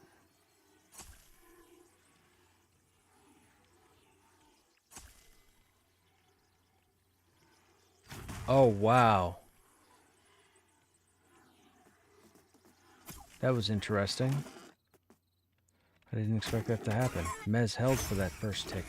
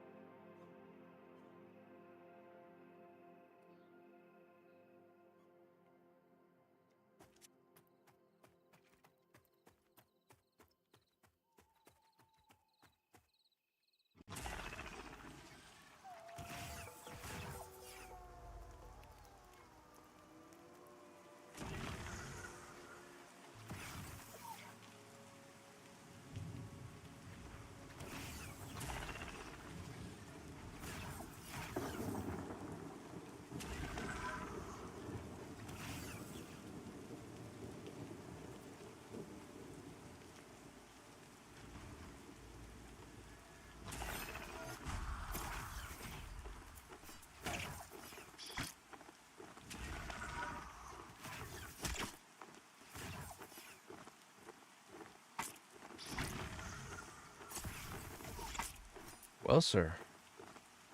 We're not doing much damage to this guy. Oh, and then we crit. Gonna be on long? I am not.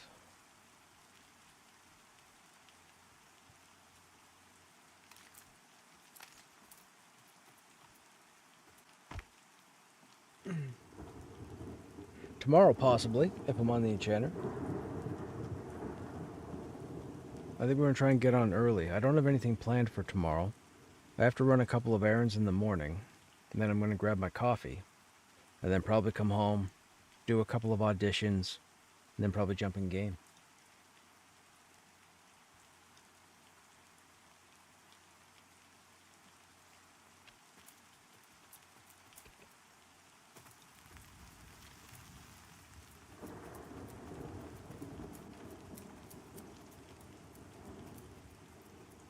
Oh, we don't want that rabid. Those guys are a nuisance. Oh, that trapper's up too. The trapper has haste. Can we take that trapper, I wonder? Let's try.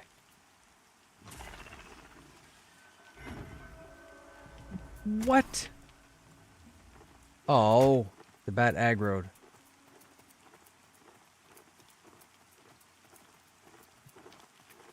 Rabid bats are kind of undercon. Especially with Sonic Vision or Sonic Screech, whatever it's called.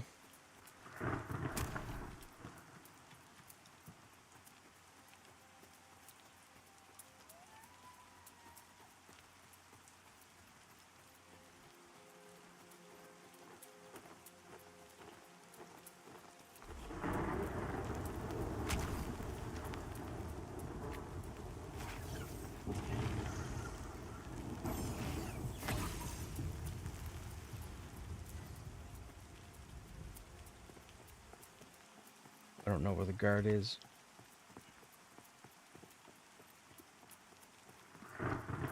To the crossroads. Let's see if we can make it to O'Day.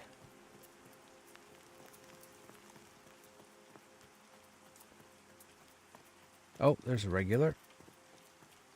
What's going on, dude? Oh, never mind. We broke aggro.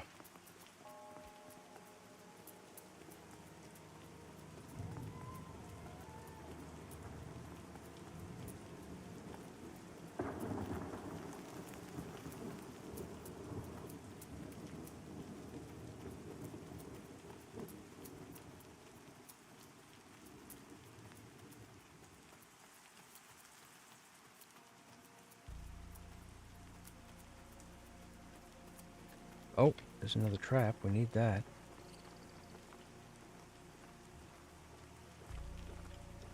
That's our 2 traps. Now we just need 3 trappers. That's a nuisance.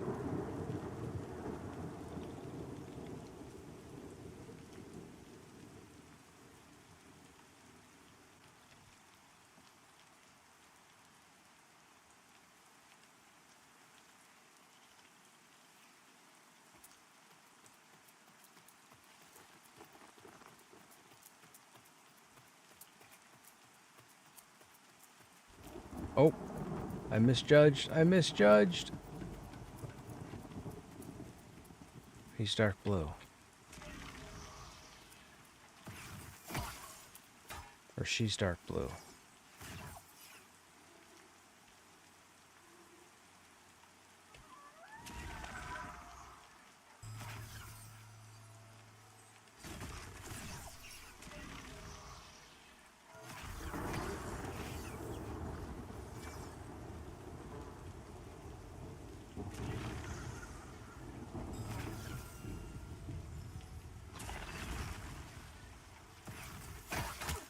No, you don't. You're not gonna ace dual wield mess me up.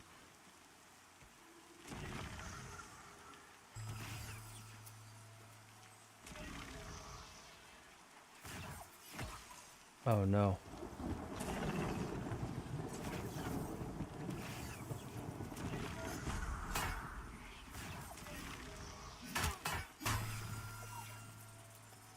Dude, she hurts so bad.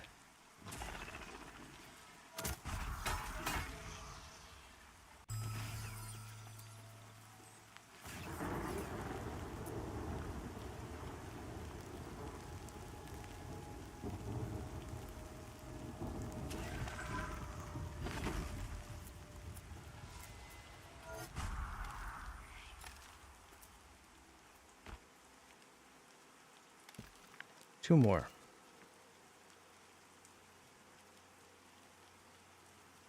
We gotta be sneaky, chat. We're not used to playing mages. Mages are not our forte. I don't spend enough time on mages. Although I really like the necromancer. I almost started early access on a necromancer. I've had it in my heart for the last 11 years to be a warrior. Period. But during Season 6, which was the last bit of last year before the servers came down and early access launched, so before early access, during Season 6, I was done with the Krushnek that I had, and I didn't want to roll another warrior. So I decided to roll a necromancer to see how it was going, because necromancers had just launched. This is like November of 2024? October, November anyways. So they just brought the necromancer in.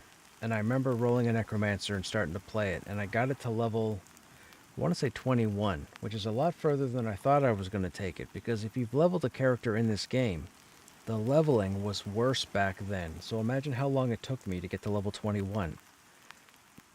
I fell in love with it. I couldn't stop playing the necromancer. I was like, what am I going to do? We got like 3 days before the servers were coming down, and for that whole 2 or 3 weeks while we waited for early access, I didn't know if I wanted to start as a warrior or a necromancer.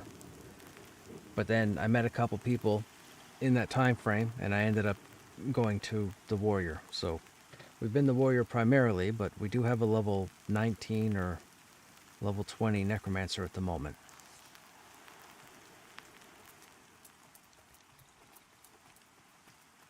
Necromancers are pretty fun.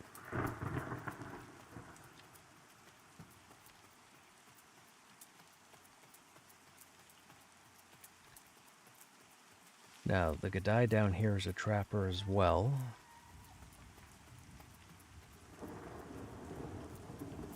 But the rabid bat is the problem. The guard didn't kill it, which means it's still down here. There it is right there.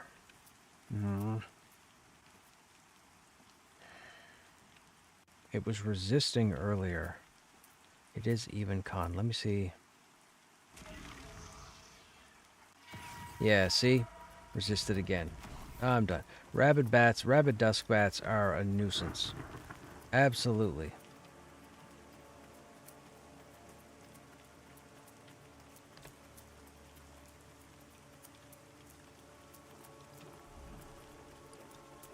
Wait till you fight a gas bat. There's a gas bat that spawns across the road here. Gas bats will just annihilate you.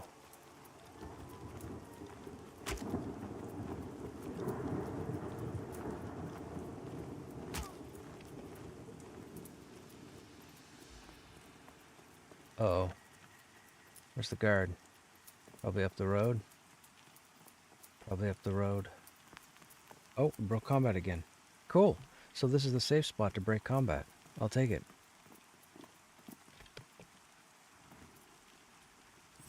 Target you. We can give you this buff, right? There you go.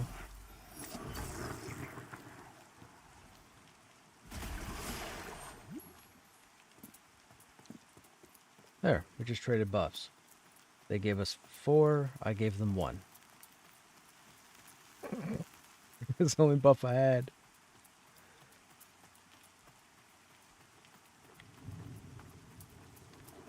I mean, I do have the charisma buff, but it's group-based. I mean, I guess I could have invited them, buffed them, and then left.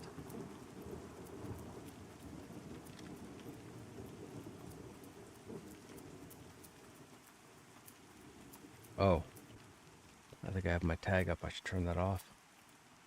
Yeah, I need to get past the rabid bat to get to the trapper.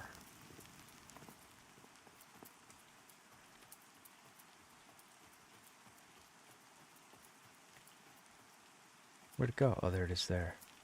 Alright, where are you? You're right there. Yukon Dark Blue. Let's get you this way. That should do damage. Then we try and root you. Oh, come on!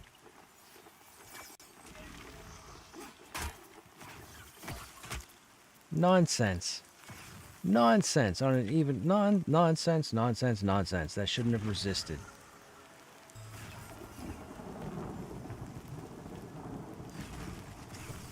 Ooh, he doesn't have many hit points. Or we just did a disgusting amount of damage. Oh, we did. 126. We critted. Dude, we knocked him into yesterday.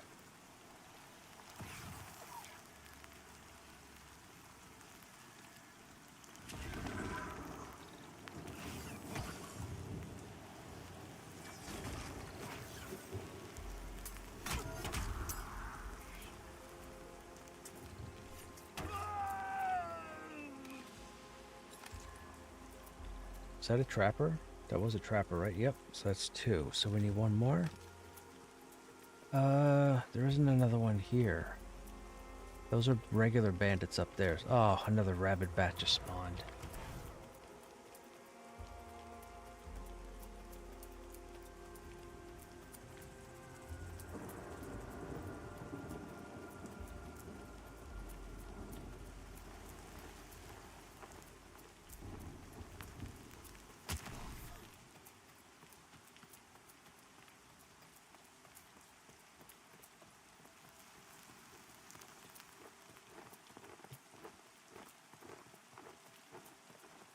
Maybe we'll see if we can get a goblin group tomorrow.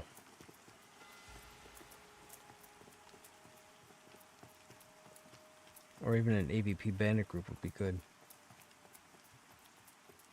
If I sneak into a house and loot a chest, do I share it? No. There's no need before greed loot option. So whatever you pick out of the chest, you'll loot the items.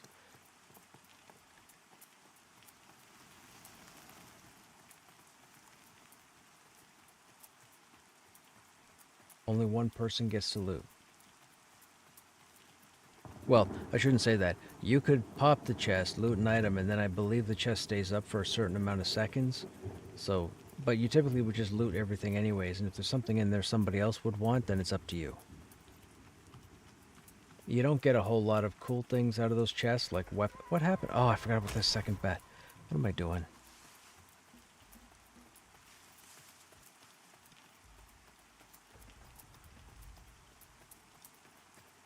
That was a regular bat until somebody killed it, and then it respawned as a rabid.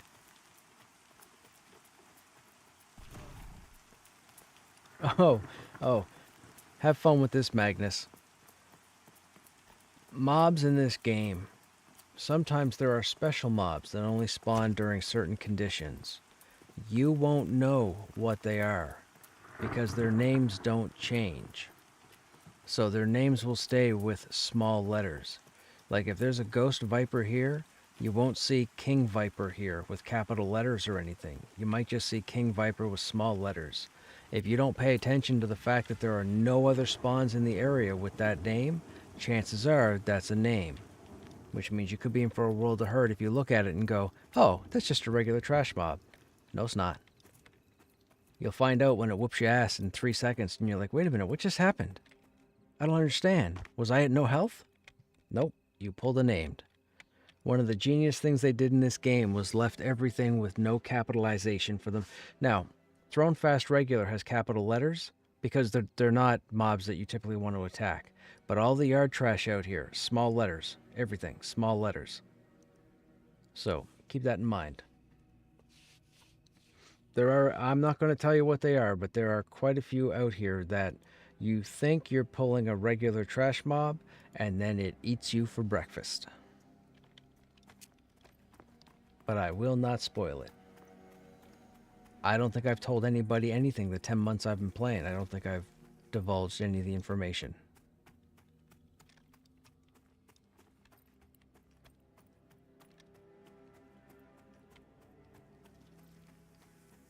Oh, I need to see... This trapper wouldn't have respawned just yet, right? These blackberries? Oh, they are. Wait, do we need blackberries in this tune? I think we do, right? Somebody else buffing me? Nope, I'm being attacked. Oh, rabid nonsense. Please let me root you.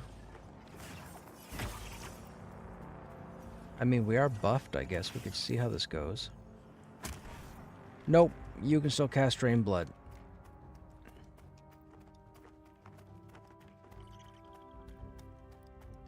Oh, rear guard. Oh, that's what you meant by rear guard. That was your tune's name. I didn't know what you meant earlier when you guys was talking rear guard.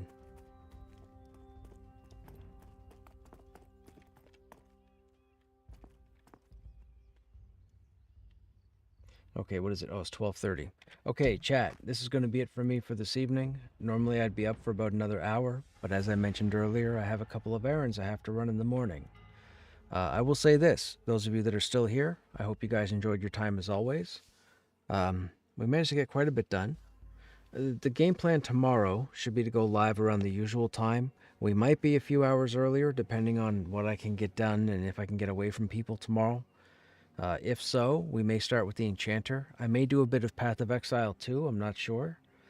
We might look at the new content from Titan Quest, or Titan Quest 2, and then of course meet up with the gang tomorrow evening and see what's going on in Pantheon. As always, you guys have yourselves a good evening or a good day, and I hope to see you on the next stream. Take care.